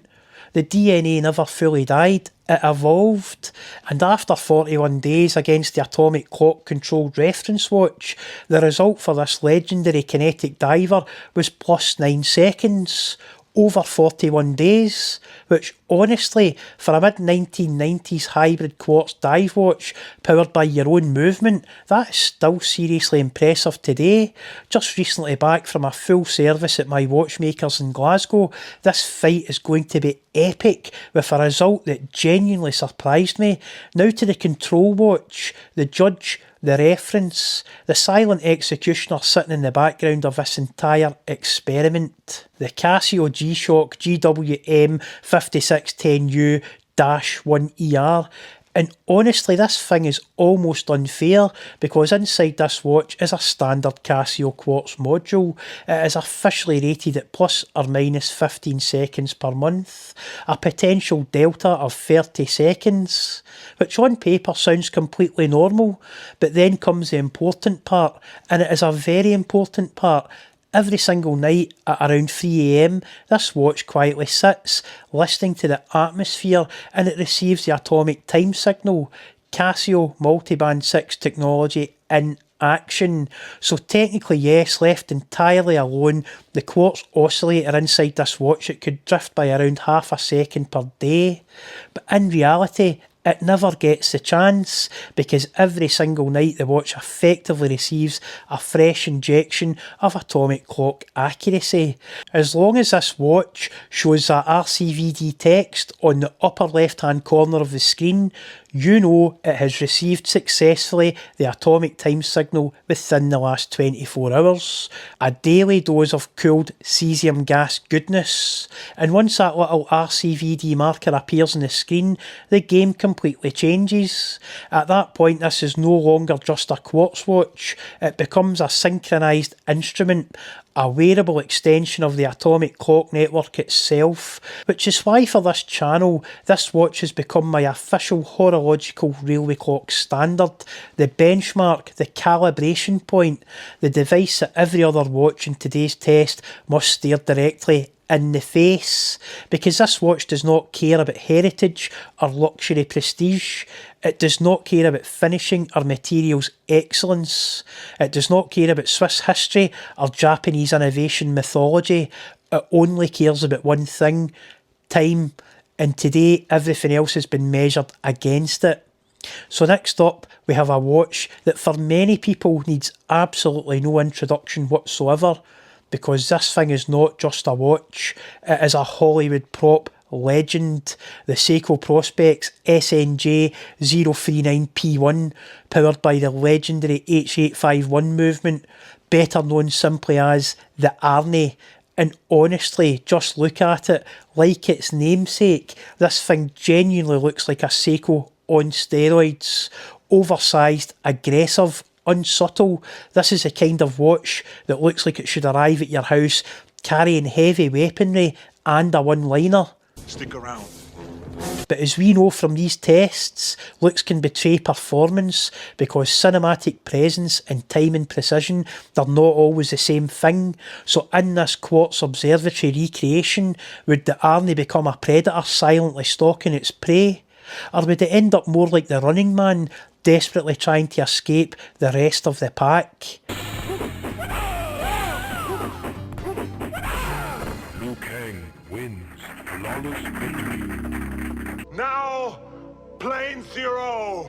Well, after 41 days against the atomic connected Casio G-Shock GWM 5610U-1ER, the result was this, plus 19 seconds. Which honestly is perhaps a little bit disappointing, not catastrophic, not a fatality, but definitely not the flawless victory that some people might have expected either.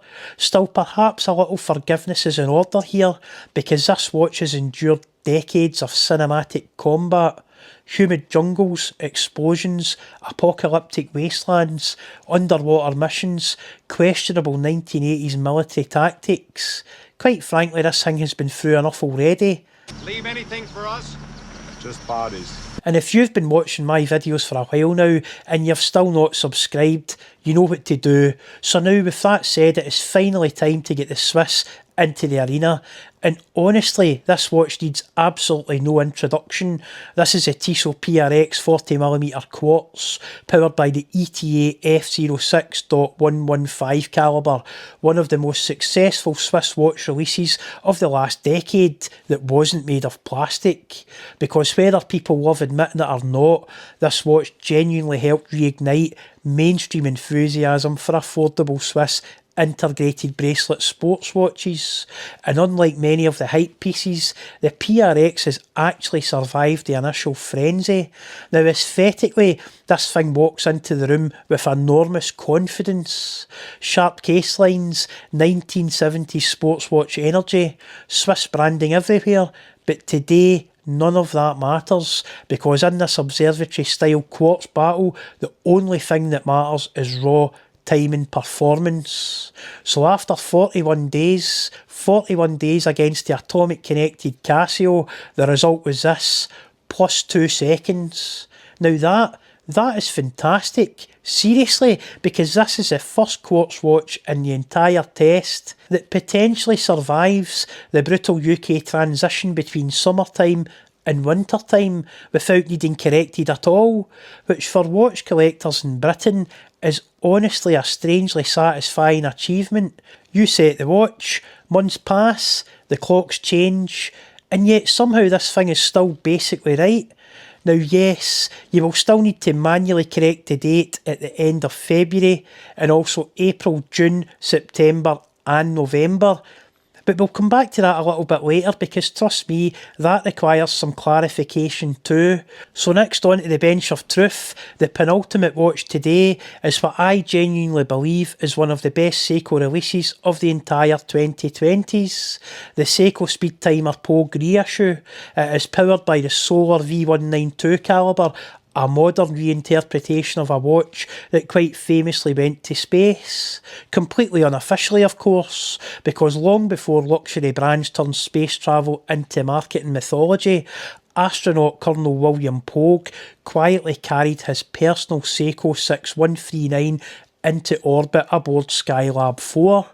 No sponsorship, no endorsement campaign, no press release, just a watch an astronaut trusted enough to bring with him into space. And honestly, that somehow makes the story even cooler. Now this modern reissue, this is classic Seiko at its absolute best. Bold colour, strong heritage, accessible pricing, and a dial that somehow manages to feel both vintage but futuristic at the same time. The kind of watch that reminds you why Seiko became such a force in the first place. But of course this is not a design competition, this is a Quartz Observatory recreation, so the real question becomes, what is the biggest weakness here? The famous Seiko pins and collars bracelet system, or the actual timekeeping? Well, after the same 41 days against the atomic connected Casio G-Shock, the result was this, plus 9 seconds, which honestly is a fair and respectable result. It's not class leading, it's not disastrous, just solid, and in many ways that performance almost suits this watch perfectly, because the real magic here is not just the raw accuracy, it is character, especially that remarkable dial, which mirrors the rare Australian market reference of the original Seiko 6139-6002, a tiny strange little regional detail preserved decades later inside a modern solar chronograph, which is exactly the kind of wonderfully obsessive thing Seiko enthusiasts live for. And finally, the last challenger enters the arena, a watch that some people instantly understand and many others absolutely do not. A watch that in recent years has been violently dragged back into the spotlight thanks to one of the largest corporate sponsorship deals in modern watchmaking history. So with no further ado, let's introduce the TAG Heuer Formula 1 Quartz chronograph, and underneath all the branding, all the Formula 1 associations, all the marketing noise, there is something genuinely interesting hiding inside this thing, because powering this watch is a Swiss Ronda 5040D calibre, but importantly not the standard version, not the garden variety nickel-plated 6 jewel movement that most people think of when they hear Ronda Quartz. No, this is the full fat version, gold-plated, 13 jewels, one of the best quartz calibers that Ronda currently produces. And those extra jewels, they're not just there for brochure decoration either. The reduced friction, combined with some genuinely clever power saving features, allows this movement to achieve an exemplary 5-year battery life interval, which honestly, for a chronograph, that is seriously impressive. But of course none of that matters if the actual timing performance collapses under pressure. TAG Heuer absolutely gets a hard time from collectors over pricing, and since I acquired this watch, it has received no fewer than 5 price increases. It is also classed as a special edition, while not actually being limited, which understandably irritates some people, but whatever your opinion is in pricing, or marketing, or corporate sponsorships, you simply cannot argue with the performance, because after 41 days against the atomically connected Casio G-Shock, the result was, wait for it, it was dead on, zero deviation, a true flawless victory. Flawless victory. Honestly, I almost didn't believe it myself, because throughout this entire test, this thing effectively stared directly into the face of atomic time, and it refused to blink. Now yes, the aesthetics of my Iron Brew watch, entirely subjective, but the timing result here, it is absolutely not subjective. Now, before anybody says anything in the comments, yes, most of these watches feature a quick set date function, so when the calendar needed adjusting during the test, the dates were corrected without hacking the movements, or stopping the running seconds if you like. No pausing, no synchronisation resets, no sneaky intervention halfway through, just normal real world ownership conditions, because honestly that matters. This was never intended to be a laboratory vacuum chamber experiment carried out by people wearing white gloves under fluorescent lighting. This was a wearable quartz observatory trial, real watches, real ownership, real rotation, and over those 41 days, all of those watches saw at least a little wrist time and a little wear, with one important exception, the Seiko Speed Timer Poe issue, because if you go back and look carefully, you can actually see the date sitting 1 day behind during the filming, which was the giveaway. So what do we actually learn from all of this? Well, for this particular battle at least, the Swiss take the victory, not through marketing, not through prestige, not through heritage mythology, but through measurable performance. Because when the dust settled, the TAG Heuer Formula 1 Quartz chronograph, it achieved the impossible. Flawless victory. A flawless victory, dead on accuracy against an atomic synchronised reference over 41 days. Almost ironic when you consider the trouble that TAG get into for using a Seiko movement all those years ago while claiming it was in-house. And the Tissot PRX 40mm quartz was not far behind either, at just plus 2 seconds. Honestly, that is deeply impressive, especially when you consider how often quartz watches are dismissed as cheap, soulless, or somehow less worthy of discussion than mechanical pieces, gaining 12 seconds a day while costing the same as a used family hatchback. But equally, we do need to remain fair here, because this was not a laboratory certified statistical study involving hundreds of samples. This was one example of each watch, one moment in time, another example of the exact same watch. That might produce slightly different results, and that is simply the reality of quartz tolerances, environmental variation, temperature, battery condition, regulation drift, and positional behaviour over time. So yes, today the Swiss win, but here is the funny part. The watch that judged the entire competition, the watch connected to atomic time itself, the silent reference standard that everything else had to bow before, was the Casio G-Shock GWM 5610U-1ER from Casio. So in the end, Japan still controls time itself, at least in my collection. I would love to hear your thoughts in the comments about your own Japanese and Swiss quartz accuracy stories, and I'm going to run a community poll post. Should we run this accuracy test to the 90-day point and check in these watches again? Can the Tag Formula 1 retain its current pole position? Subscribe and vote to find that out. And remember, watch collecting isn't logical, but it is horological. Today I finally get hands on with the new Rolex Oyster Perpetual 41mm releases. And honestly, what fascinated me immediately is that these two watches feel like complete opposites. One is restrained, quiet, controlled, almost psychologically invisible until the light hits it properly. The other, loud, brash, reflective, celebratory, a watch that seems to pull attention towards itself from across the room. And yet somehow both still feel unmistakably Rolex. Which is interesting, because traditionally the Oyster Perpetual, it has always been the calmest watch in the Rolex catalogue. The safe choice, the restrained choice, the background Rolex. But standing here today with both of these watches on wrist, it honestly felt like Rolex might be quietly changing what the Oyster Perpetual actually is. Because one of these watches rewards patience, the other hijacks your attention almost instantly, and once you see them both properly in motion, you suddenly realise that photographs on the internet really weren't telling the full story about these watches at all. Welcome back to Horological.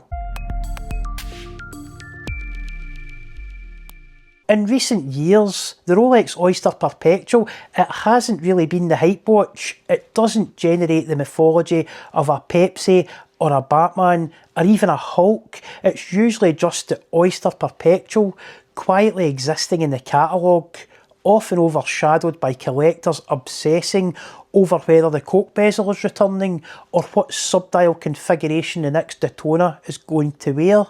And honestly, that's always felt slightly strange to me, because the Oyster case, it is arguably the single most important design architecture that Rolex has ever created.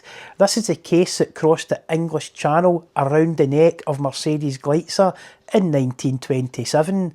A waterproof watch case that fundamentally reshaped modern wristwatch design forever.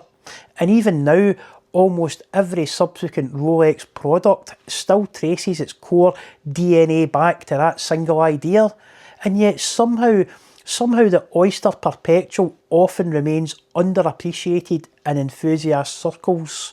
But this year feels different, and honestly it should, because in this centenary year of the Oyster case, Rolex has quietly done something incredibly interesting with the Oyster Perpetual line. actually two completely different things at polar opposites.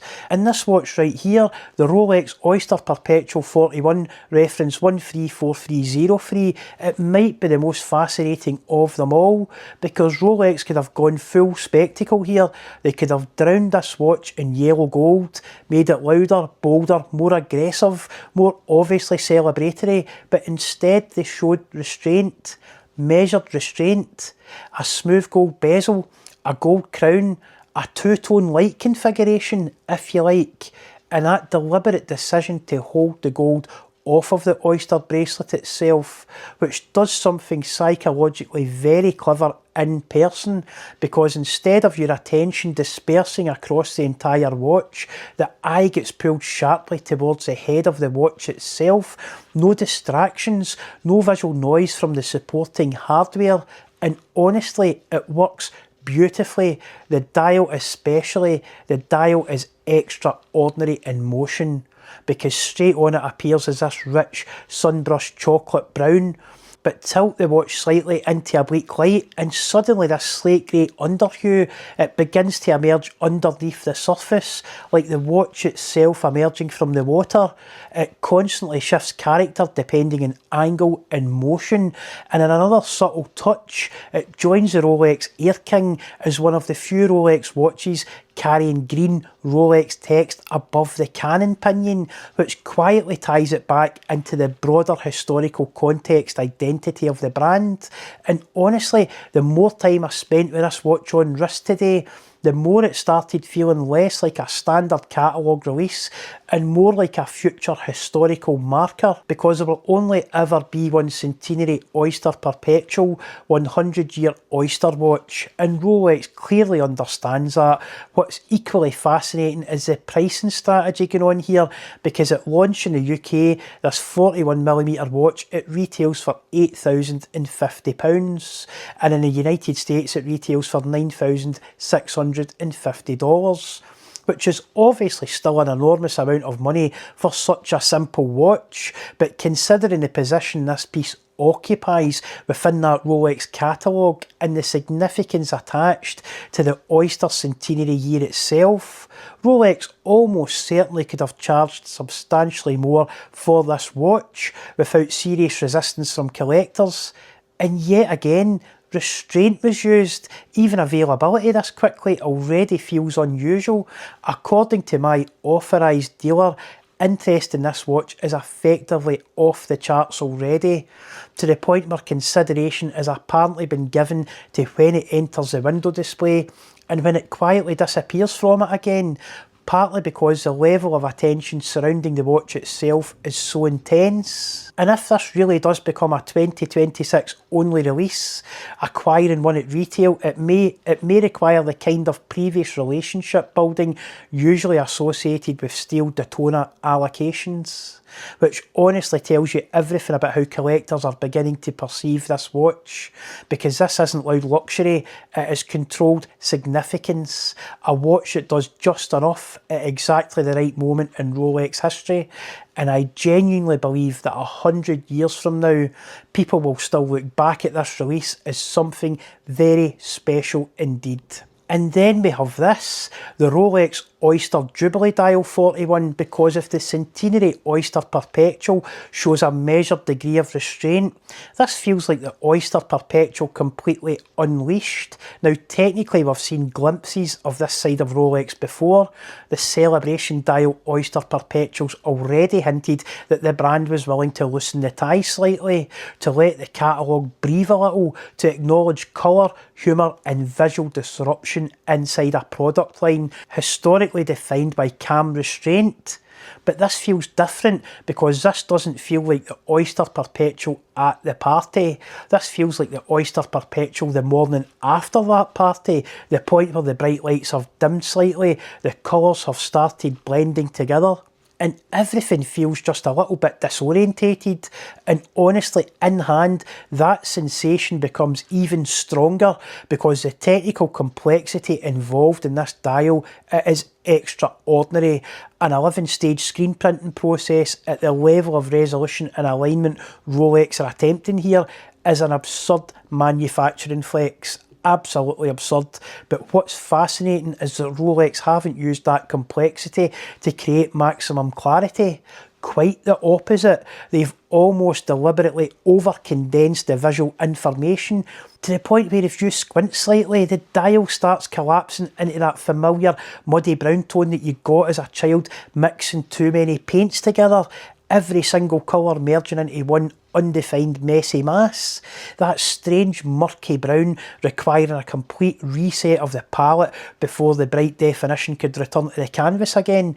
And honestly, I think Rolex knows exactly what they're doing here, because technically this exact screen printing technique absolutely could have been cleaner, sharper, more separated, more visually legible, but it isn't. And when a company operating at Rolex's level chooses not to pursue maximum clarity and refinement in a certain direction, that's usually deliberate, because what this dial really feels like is Rolex flexing industrial capability almost arrogantly, almost saying if most manufacturers struggle to perfectly execute 4 or 5 layers of complex dial printing, we will do 11 and people will still queue for it. And honestly, they probably will, which makes this watch polarising for almost the exact opposite reasons of the Centenary Oyster Perpetual. That watch succeeds through restraint, this one succeeds through controlled overload. And yet somehow Rolex glides between both modes effortlessly while still maintaining one of the most coherent catalogues in modern watchmaking. UK prices for the 41mm Oyster Perpetual Jubilee dial on launch, with the United States price being $6,750 if you can get one, because right now these are fetching astronomical money in the secondary market. In fact, both the watches are.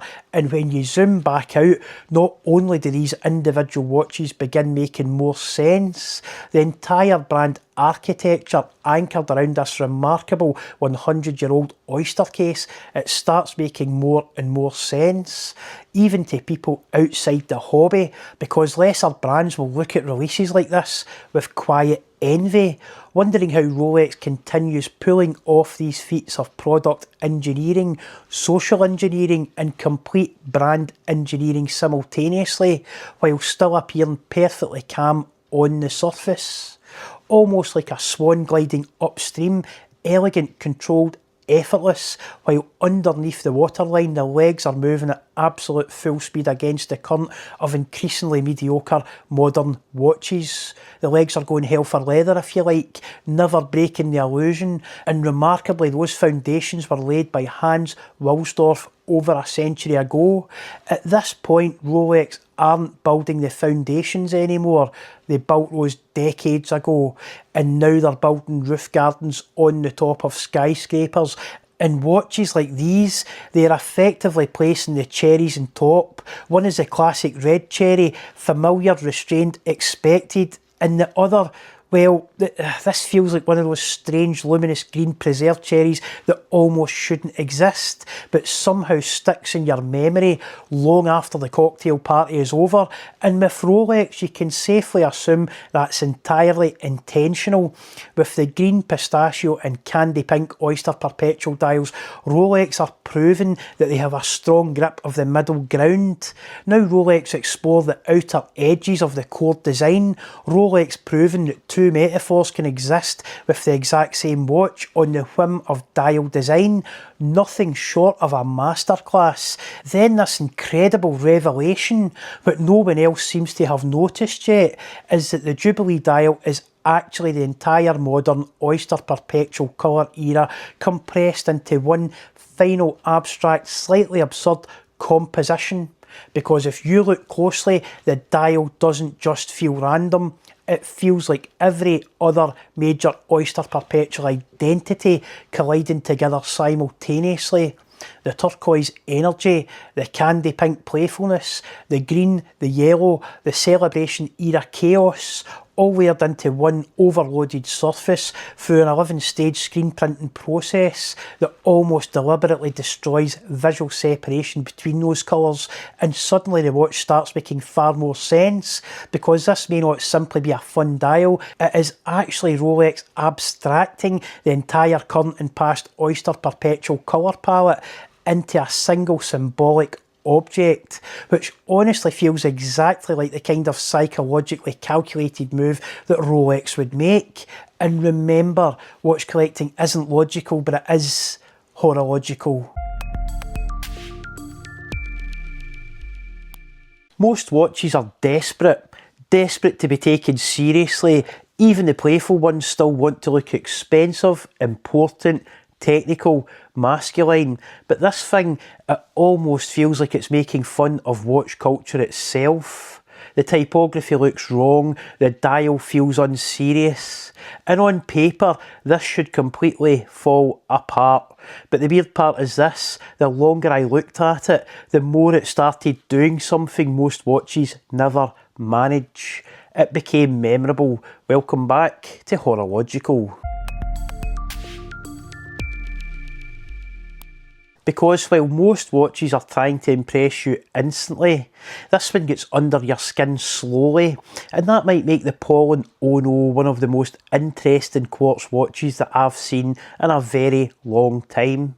Because this watch on paper, it doesn't really make sense, and honestly that might be its single strongest attribute, because when you break it down into the individual components, the typography, the playfulness, the quartz movement, the almost anti-serious design language, none of it should mathematically arrive at something this compelling. The equation feels wrong, and yet somehow when all those pieces combine together, the outcome becomes strangely difficult to forget, almost like the route from point A to point B isn't linear at all, because this watch doesn't feel engineered backwards from specifications. It feels emotionally assembled, and that might explain why I've spent far longer thinking about this watch and this video than watches objectively far more expensive, complicated or technically impressive. A brand born in the Scottish city of Glasgow, but pulling DNA design from the royalty of pop art itself.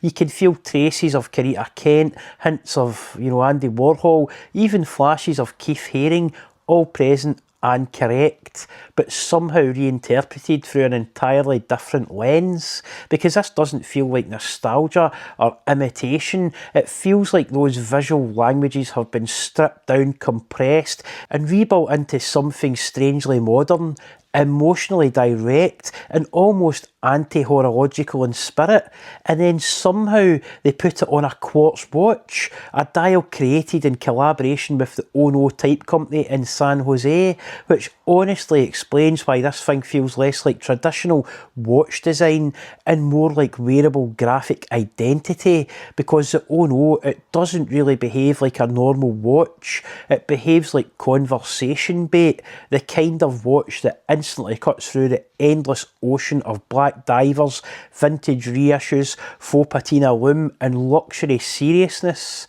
And the really fascinating part, this thing is almost completely price agnostic, because whether somebody turns up wearing a £200 quartz watch or a six-figure independent mechanical masterpiece, the Ono still gets the conversation started. I actually bought this watch with my own money at the recent Scottish Watch Show at Hampden Park, because for a while now I've wanted a proper local micro brand in my personal collection, not something bought purely from internet hype, not something algorithmically pushed into my face for 6 full months, something I could actually see in the metal first, handle it properly, react to it honestly. So I deliberately waited, and honestly I wasn't fully convinced going in pictures the watch fascinated me intellectually, but the mesh bracelet, it just wasn't connecting emotionally for me at all.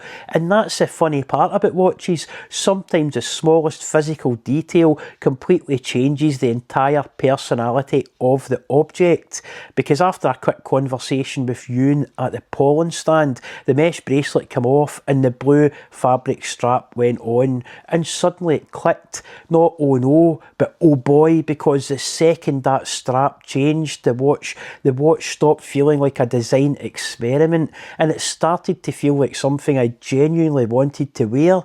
And honestly, that tiny moment, it probably says something much bigger about why experiencing watches in person still really matters. Once you understand the wider design language behind Paulin, this watch starts making even more sense, because Paulin has never really felt specification led to me. It feels playful, typography led, graphic design led, almost like the emotional reaction comes first, and the watch itself is built around that feeling afterwards. And what's fascinating is that you can see that exact same creative DNA through their sister brand Anardane, because Anardane's enamel dials, they are honestly some of the most extraordinary dials I've ever seen in the flesh. Not in photographs, not in marketing renders, but in person. The depth, the texture, the way the light physically rolls across those surfaces, it doesn't really behave like a normal dial anymore. It feels closer to handcrafted art than industrial production. And honestly, the multi-year waiting list to even get one speaks volumes, because in a world completely saturated with luxury branding, heritage marketing and endless specification battles, the wider watch world has effectively looked at this small Scottish design ecosystem and collectively said, yes, this matters. And I think that's important, because neither Paulin nor Anardane feel like brands trying to imitate Switzerland. They feel like brands comfortable enough to build their own visual language entirely. I also had the chance to handle some of the Anardane enamel dials in person and even hold a raw block of the enamel material itself. And honestly, that was the moment I immediately understood the level of raw artistic talent involved in making these watches. Because until you see that process up close, it's very easy to underestimate how much human skill is hiding behind something that appears visually clean or deceptively simple. And that's exactly what this Paulin Modul Oh No does so well. At first glance, it almost looks effortless, minimal, playful, nearly accidental, but the deeper you look, the more you realise how much refinement is actually hiding underneath the surface, because this lacquer on brass dial went through drawing after drawing after drawing to arrive at something that feels this visually balanced. And honestly, that's where this watch suddenly starts crossing over from fun design object into something much more serious creatively, because the Oh No dial, it wasn't just randomly styled, it was created in collaboration with James Edmondson and the Oh No Type Company in California, a genuine type foundry. And once you know that, the watch starts making complete sense, because this isn't really a watch pretending typography matters.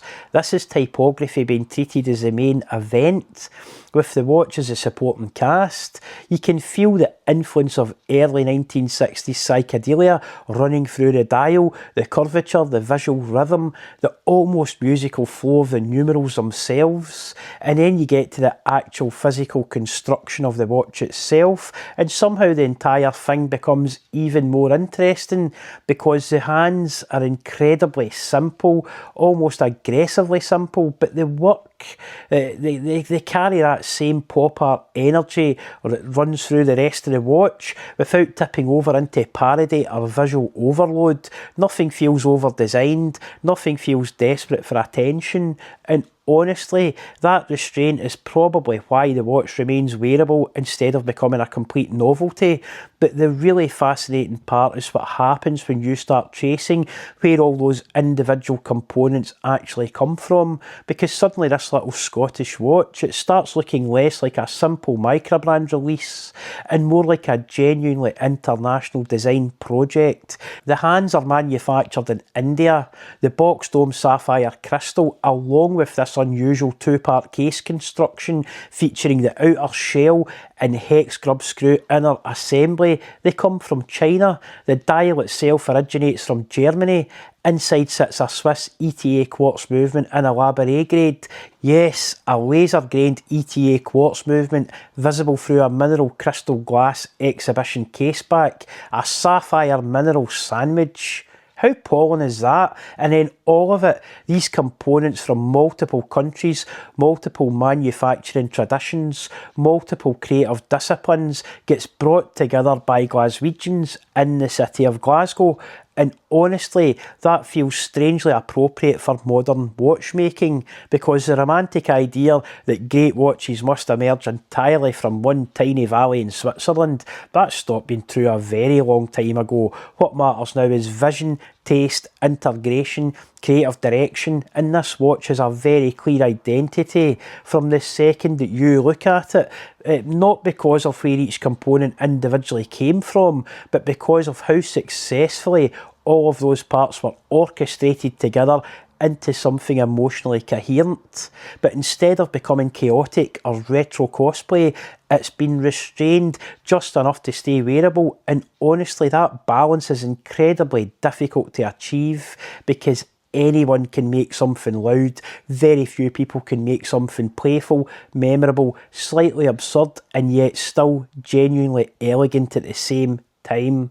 And then there's the sizing, because technically this 35mm watch, which in modern watch culture should feel tiny, almost invisible, but somehow it doesn't. And that's because the typography completely hijacks your perception of scale. These oversized numerals dominate the dial so aggressively that the watch ends up carrying wrist presence that completely defies its actual dimensions. It wears bigger psychologically than it does physically. And honestly, that might be one of the most cleverest things about the entire design, because instead of brute forcing presence through case diameter, thickness or photo watch aggression, it achieves presence through visual confidence alone.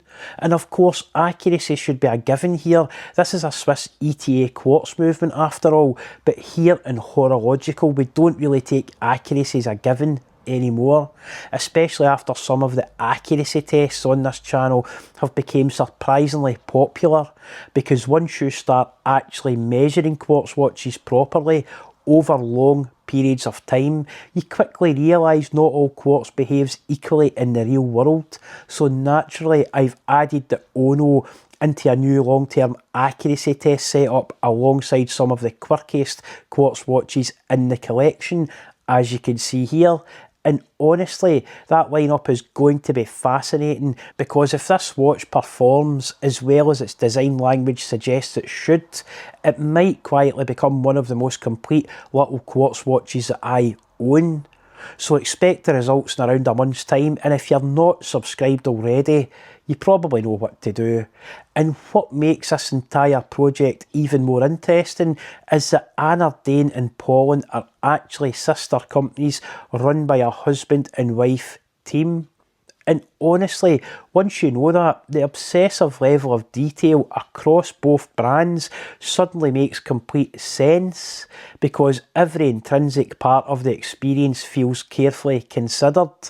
And it's not just the watches themselves, but the whole philosophy surrounding them, even down to the packaging, highly recyclable, ethically conscious, minimal without feeling cheap, and perhaps the most impressively of all in modern watchmaking, an unusual level of transparency around the manufacturing origins. Because let's be honest here, that kind of openness is genuinely rare in this hobby at almost any level, especially in an industry where storytelling, heritage language and strategic vagueness often blur together. But here, the international nature of the watch isn't hidden away, it's embraced. And honestly, I respect that enormously, because instead of pretending this watch emerged magically from a single romantic workshop somewhere, they openly present it for what it actually is, a globally collaborative design object assembled through taste, creativity, typography, industrial design and careful artistic direction. And maybe that's part of why this watch feels strangely personal to me, because to be able to wear a small piece of design-led pop art on your wrist, created by people from your own city. That's actually a pretty special thing, especially in a hobby where so much emotional value is tied to geography, identity and storytelling. And honestly, I think Glasgow should be proud of what brands like these are creating right now. So with all that said, let's quickly break down the specifications of the watch itself.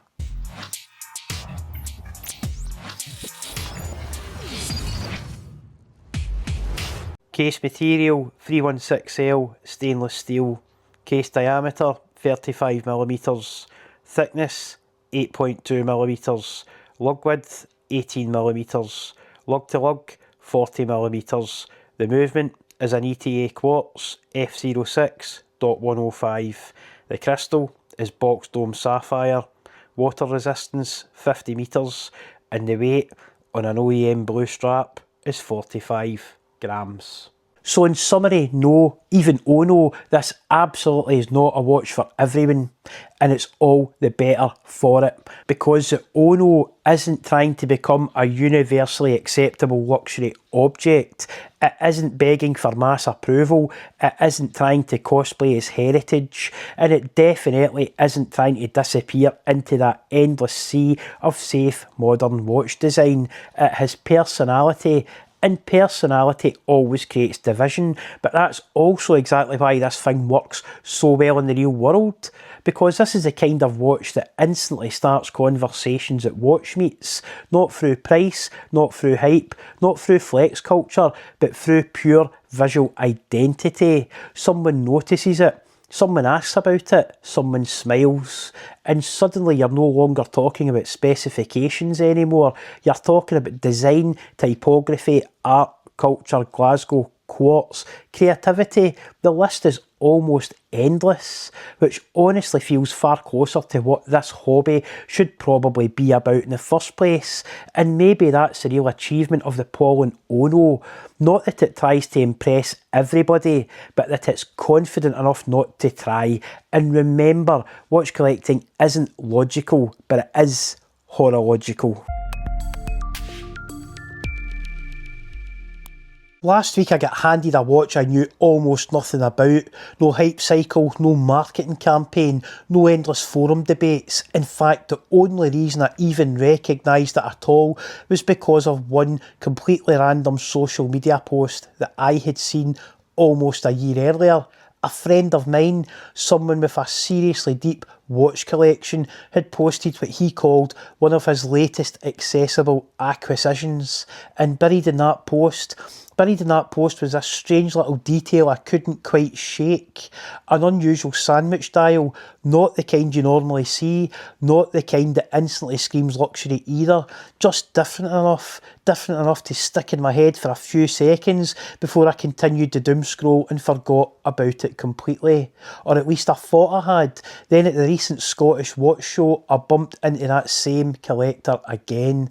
The watch came up naturally in conversation, and before I knew it, he was offering to connect me directly with the brand owner himself, Tom Kennett. And honestly, the deeper I've got into this watch since then, the more I've started to realise this might be one of those rare pieces that completely slips underneath the radar.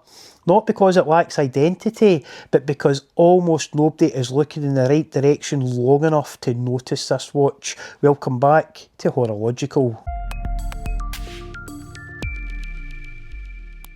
Now, before we go any further, full transparency on this one, Tom has allowed me to keep this watch after the review, so I've marked the video as a paid promotion accordingly. But, and this is important, no one has reviewed this script and nobody has approved my opinions. And as always, you're getting my genuine thoughts on the watch, because trust matters more than access ever will on this channel. Now, with that said, this is also one of those rare videos where I'm genuinely asking you to stay right until the very end, because yes, I am going to reveal the major problem that you probably clicked the thumbnail for, and honestly, it's a real one, but at the same time, Tom also needs something from you, not your money, not blind praise. He needs honest feedback from actual watch enthusiasts, and that's where the horological subscribers come in. You are subscribed by now, right? Good, because the deeper this video goes, the more interesting this situation becomes. But for now, let's finally get on to the watch. And this is the Kennett Solaxplorer. At first glance, it actually looks surprisingly conventional. This case comes in at 42.5mm, although there is a slight bezel overhang. Thickness is a very reasonable 11.5mm. Lug to lug sits at 49.5mm, and the lug width is 22mm. So on paper, everything here initially feels very familiar, very wearable, very safe, but there's something slightly unusual happening underneath all this, and we can already firmly establish that it isn't the dimensions, it is the movement, because inside this thing is a solar-powered Seiko Epsilon Corporation AS01A movement. And honestly, it turns out the word precise there, it isn't just marketing language either, because secretly this watch was actually synchronised and slipped directly into the quirky Quartz accuracy test setup we briefly teased at the end of the recent Paulin review. So while I'm not going to give away the final result inside this video, I can confirm right now that this watch has given a very good account of itself so far, and that immediately made me pay closer attention, because one of the strange realities of modern watch collecting is that enthusiasts are constantly claiming to want practicality, but then often ignore genuinely practical engineering when it actually appears. And this movement is unapologetically practical. When fully charged, you're looking at roughly 4 months of power reserve. It also has rapid charging capabilities baked directly right into the system, which becomes surprisingly relevant later in this review. And there's yet another detail here that watch people are going to notice almost immediately: the seconds hand, because yes, it actually hits the markers properly, consistently. And if you've spent enough time around Quartz watches, you'll know that surprisingly few brands seem to care about this as much as enthusiasts do. But when I queried this directly with Tom himself, he explained that getting this right was something he specifically pushed for during development. There was apparently quite a bit of back and forth with Seiko throughout the prototyping stage to tighten things up and get the alignment where he wanted it. And honestly, the results speak for themselves, because this is one of those tiny details that sounds insignificant on paper until you actually live with the watch, and suddenly it becomes one of the first things your eye keeps returning to over and over again.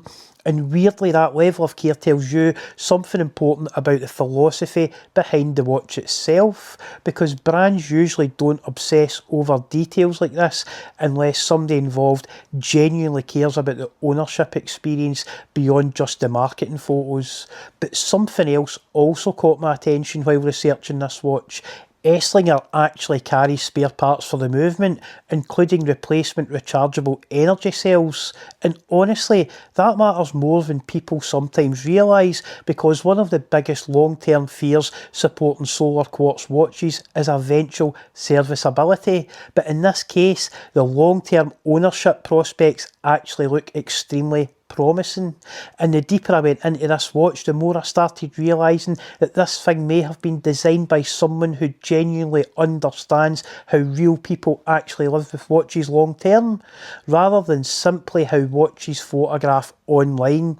Now, the crystal choice here, it is also interesting, because the Kennett Solaxplorer uses mineral glass, and on paper I already know some people are immediately going to hear that and think under-spec'd, but honestly, the reality is a little bit more complicated than the internet spec sheet wars sometimes admit, because on an adventure or an explorer style watch, mineral glass actually makes a surprising amount of practical sense. For a start, it is significantly less prone to catastrophic shattering than sapphire crystal, and then there's the other issue that no one really talks about: sapphire's reflective behaviour, because sapphire crystals can produce some genuinely wild reflections in certain lighting conditions, which is why so many brands end up resorting to multiple layers of anti-reflective coating just to control it.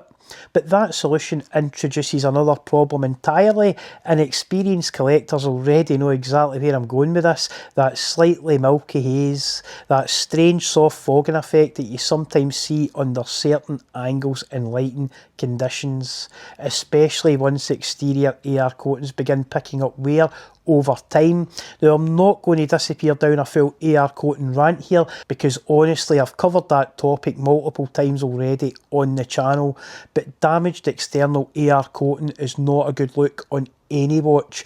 Once it starts degrading, you can't unsee it, and that's where the Solaxplorer quietly becomes very practical again, because with mineral glass, the entire issue, it basically disappears like a good crystal. And the funny part is, a cheap tube of poly watch from Amazon, used every now and again, it will bring this crystal back to looking almost brand new in no time at all, no pun intended, which once again reinforces this feeling that the watch wasn't designed purely for showroom specifications. It was designed to actually be lived with in the real world. And then we got onto the case itself. This is where the watch really started surprising me, because the finishing here genuinely defies the price point. The upper surfaces are finished with a very smooth satin brushing, clean, consistent and properly controlled across the top of the case.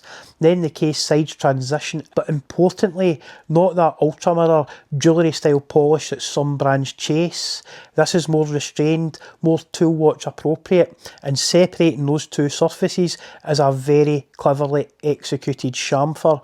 A subtle little line that runs between the brushing and polished surfaces, then it gradually tapers outwards towards the end of the lug curve. And in hand, that tiny detail, it adds more refinement than the specifications alone would ever suggest, because this is the kind of thing that's very difficult to appreciate through rendered marketing images. You need to physically rotate the watch in the light to fully understand what's happening here. The crown guards are also shaped extremely well. Nothing feels bulky, nothing feels accidental, and the crown itself, it has a really satisfying radial finish, with the Kennett logo sitting there present and correct.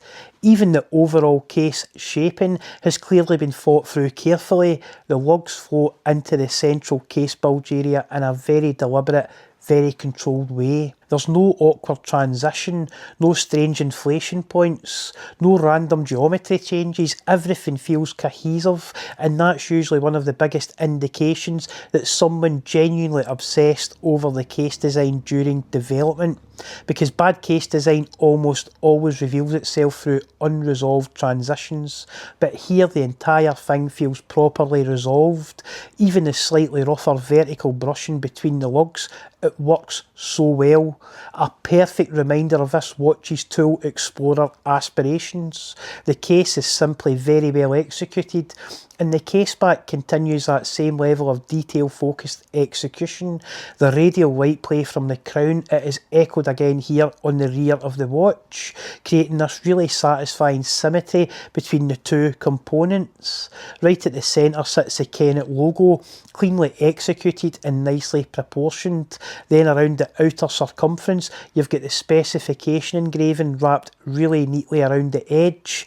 And again, nothing here feels over designed or unnecessarily aggressive. The finishing language remains controlled, functional and cohesive with the rest of the watch. It really is very mature. It all contributes to this feeling that the Solaxplorer wasn't assembled from disconnected design ideas.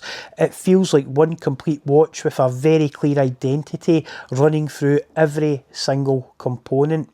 And then we arrive at the dial itself, and this is where the watch starts revealing just how layered the design work really is, because despite appearing relatively simple at first glance, this dial is actually built almost like a series of concentric architectural sections stacked inwards towards the centre cannon pinion. The whole thing is a sandwich dial arrangement. Right at the outer edge you've got a minute track sitting against a muted straight sided rehaut, which immediately starts pulling your eye inwards. Then beneath that you move into a sunbrushed outer ring carrying the cardinal point Arabic numerals with pointer tipped rectangular indices positioned neatly in between, and this is where you begin noticing how all the little details inside this watch start stacking on top of each other. Nothing individually screams for attention, but collectively they create far more depth than the watch initially lets on. The sunbrush section itself is then framed by both an inner and outer retaining ring, which subtly compartmentalises the dial architecture even further. Then finally at the centre you reach the solar receptor leading directly into that cannon pinion. Even the handset stays deliberately restrained, basic sword style hands, clean, functional, easy to read. And then alongside that, an orange seconds hand adds just enough energy to stop the dial becoming overly clinical. Finished with a simple rectangular counterbalance, and what's fascinating here is that when you actually stop and analyse the dial properly, I count 7 separate visual sections from the outer edge of the dial all the way into that cannon pinion. 7! And yet somehow the watch still manages to look deceptively simple at a casual glance. And that's usually a sign that the layering has been handled properly, because complex watches often look complex immediately, but refined watches tend to hide their complexity until you slow down and really start examining them. And the lume setup here is also properly considered. The Solaxplorer uses Swiss Superluminova BGW9 grade A, giving off that crisp blue-green glow that collectors will instantly recognise. But more importantly, there's actually a meaningful amount of it applied throughout the dial. Several layers of coating have clearly been used here, and you can practically see that in the Arabic numerals. They carry a substantial amount of luminous material, which gives the watch genuine overnight usability rather than just a quick burst of brightness for marketing photos, because there is a difference between lume that simply looks impressive for 30 seconds and lume that remains functional when you wake up at 4 in the morning and glance across at the bedside table, and this watch comfortably falls into that second category. Legibility through to the morning simply isn't an issue here, and once again it reinforces this recurrent theme surrounding the Solaxplorer. Practicality seems to have been prioritised at almost every stage of the design process. And then we go on to the bezel, which again, it fits the overall character of the watch perfectly.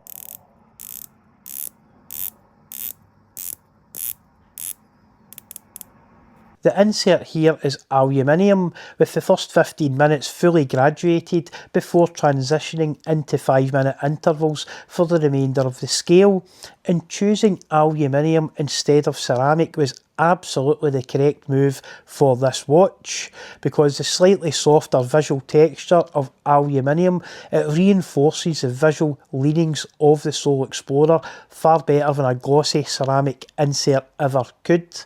Ceramic would probably have looked too modern here, too sharp, too clinical, whereas the aluminium keeps the watch grounded in that slightly more old school tool watch space that the rest of the design is clearly aiming towards.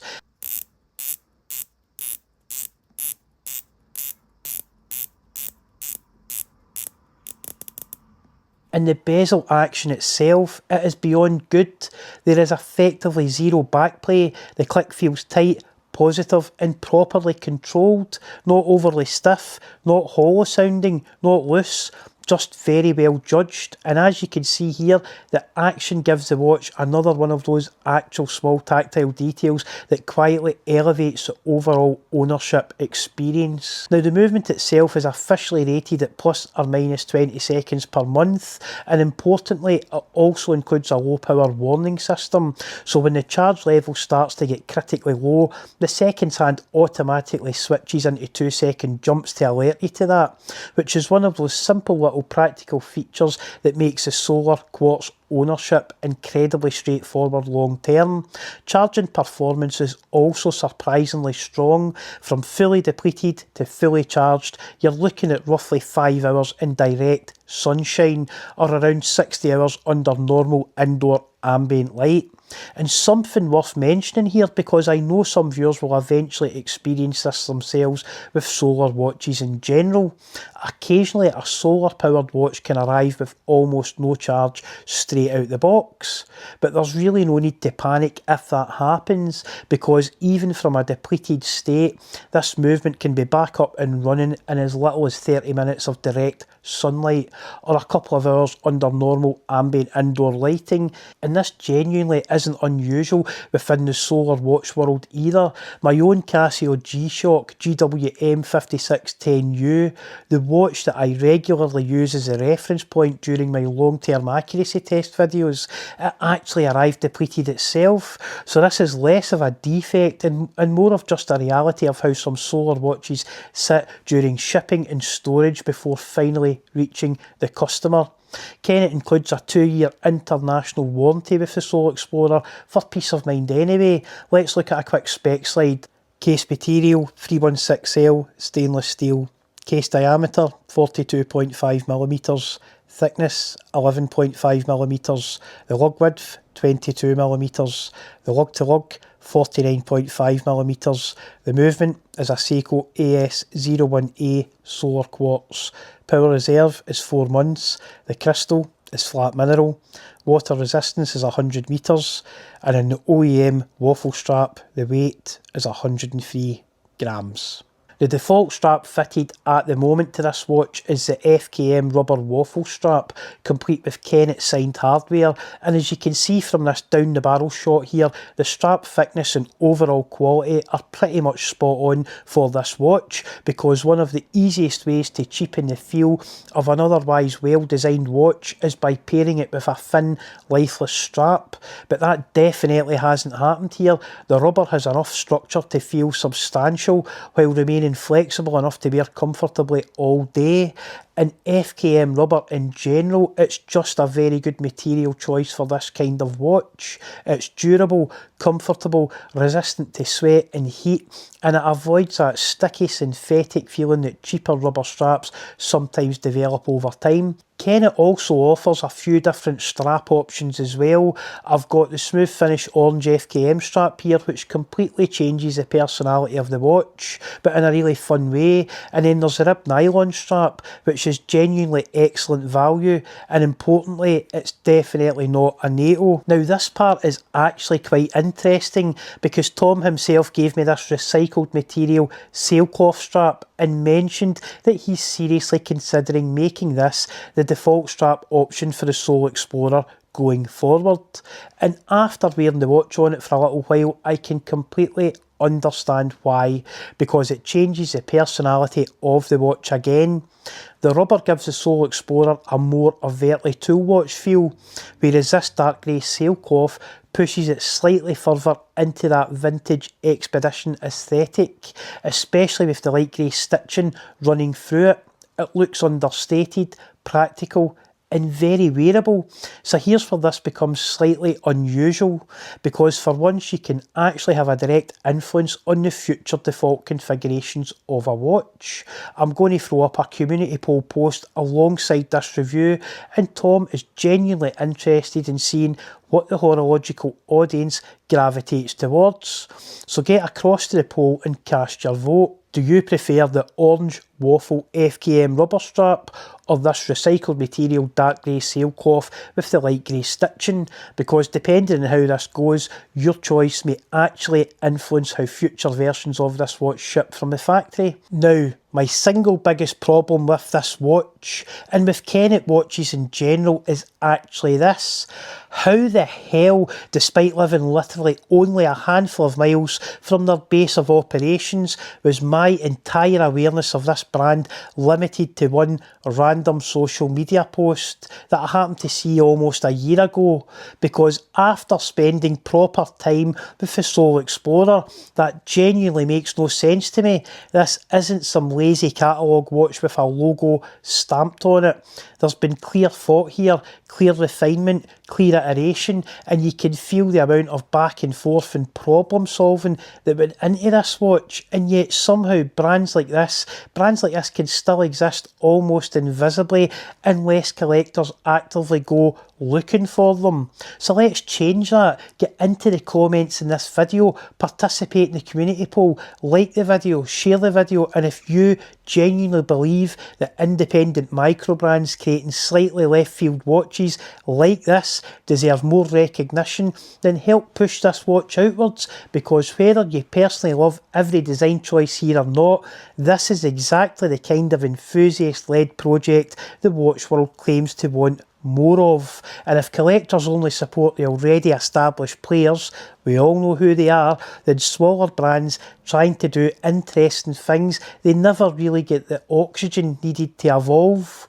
So overall, the Kennett Solaxplorer ends up being a genuinely strong value proposition, a very wearable, thoughtfully designed grab-and-go adventure watch with real practicality baked directly into the ownership experience. And if you want to check the watch out for yourself, links to the Kennett website are down below in the description. And remember, watch collecting isn't logical, but it is horological. This metal was once worth more than gold, not similar value, not close, more valuable. Kings reserved it, emperors displayed it, only the most powerful people on the planet could touch it. Today we make drink cans out of it, and in watches it is often considered the cheaper option. Meanwhile, this other material, it was never rare, never prestigious, never desirable. For most of history it was common, practical, unremarkable. And now Rolex builds luxury around it. So what changed? Because the materials didn't, we did. Welcome back to Horological. There is a belief in watch collecting that value is tied to the material. Steel is honest, gold is luxury, titanium is technical, and ceramic is premium. It feels logical, but it's wrong, because materials do not carry value. They inherit it, and that value can change completely. In the 19th century, aluminium or aluminum was one of the most valuable materials on earth, not because it was rare in nature, but because it was almost impossible to extract. Aluminium is everywhere. It is one of the most abundant elements in the Earth's crust, but it doesn't exist in a usable form. It is locked inside compounds.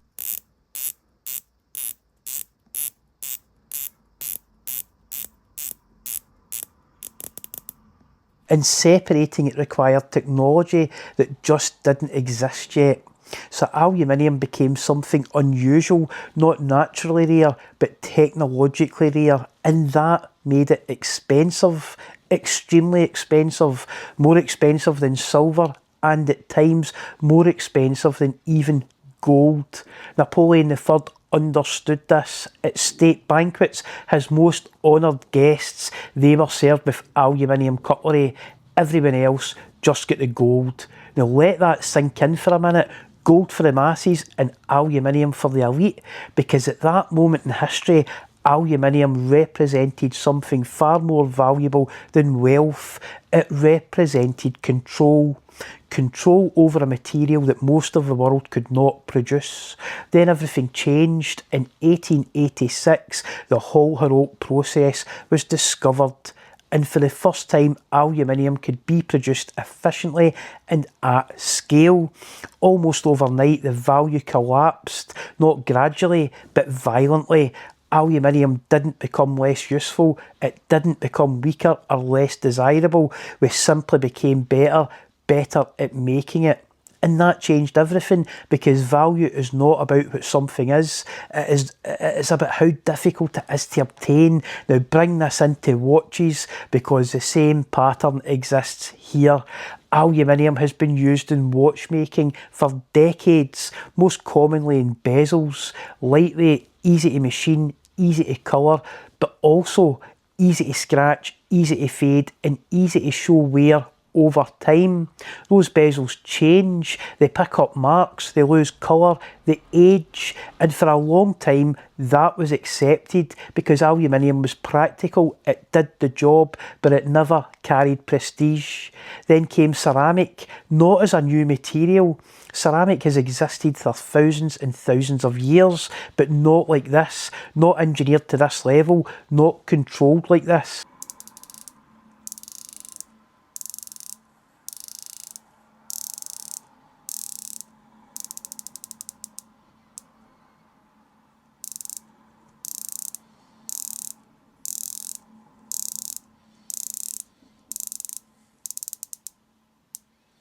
Because in watchmaking, ceramic is different.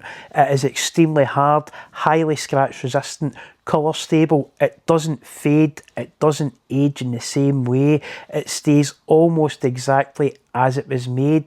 And that sounds simple until you try to make it, because ceramic is not expensive as a raw material. And that's the key point. It is not rare, it is not precious. The cost comes from something else. Control. Ceramic is difficult to machine. You don't cut it like you cut steel. You don't shape it easily. It must be formed, sintered, finished, and the failure rate can be high.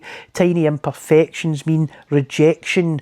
Colour consistency is difficult. Polishing is difficult. Tolerances are unforgiving. So what you are paying for is not the material. You are paying for the ability to control the material. And that is where the story flips.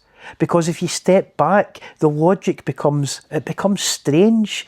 Aluminium was once more valuable than gold. Now it is considered basic. Ceramic was once common, now it is positioned as luxury. The materials didn't change, the story did. In watch collecting, we often confuse three things: material value, manufacturing difficulty, and perceived luxury, and we treat them as the same. But they are not. A material can be cheap and difficult to work with. A material can be expensive but easy to produce. And a material can feel luxurious simply because the marketing department told us it is. When you buy a ceramic bezel watch, you're not buying a rare material. You're buying precision, you're buying consistency, and you're buying the ability of a brand to repeatedly produce something that is difficult to control. When you buy aluminium, you're buying something different. You're buying character, you're buying changeability, you're buying a material that records time but in a visible way. Neither is better, but they're just different expressions of the same idea. And this is where it becomes genuinely interesting, because collectors do not just buy watches, they buy meaning, they buy narrative, they buy the story that surrounds the object. Aluminium once told a story of power, now it tells a story of utility. Ceramic once told a very basic story, now it tells a story of precise engineering, and we respond to those stories as if they were intrinsic truths. So when you look at a watch bezel today and you see aluminium or ceramic, you're not just looking at a material, you're looking at a moment in time, a snapshot of what we value right now, and more importantly, what we are capable of, because value does not live in the material, it lives in our ability to control, to produce it, and to tell a clever narrative around about it. Aluminium did not become worthless, we just became better at extracting it, better at controlling it. Ceramic didn't suddenly become valuable, we just learned how to control it, but in a more advanced way. And watches quietly reflect that shift, not through what they are made of, but through what we choose to believe about what they are made of.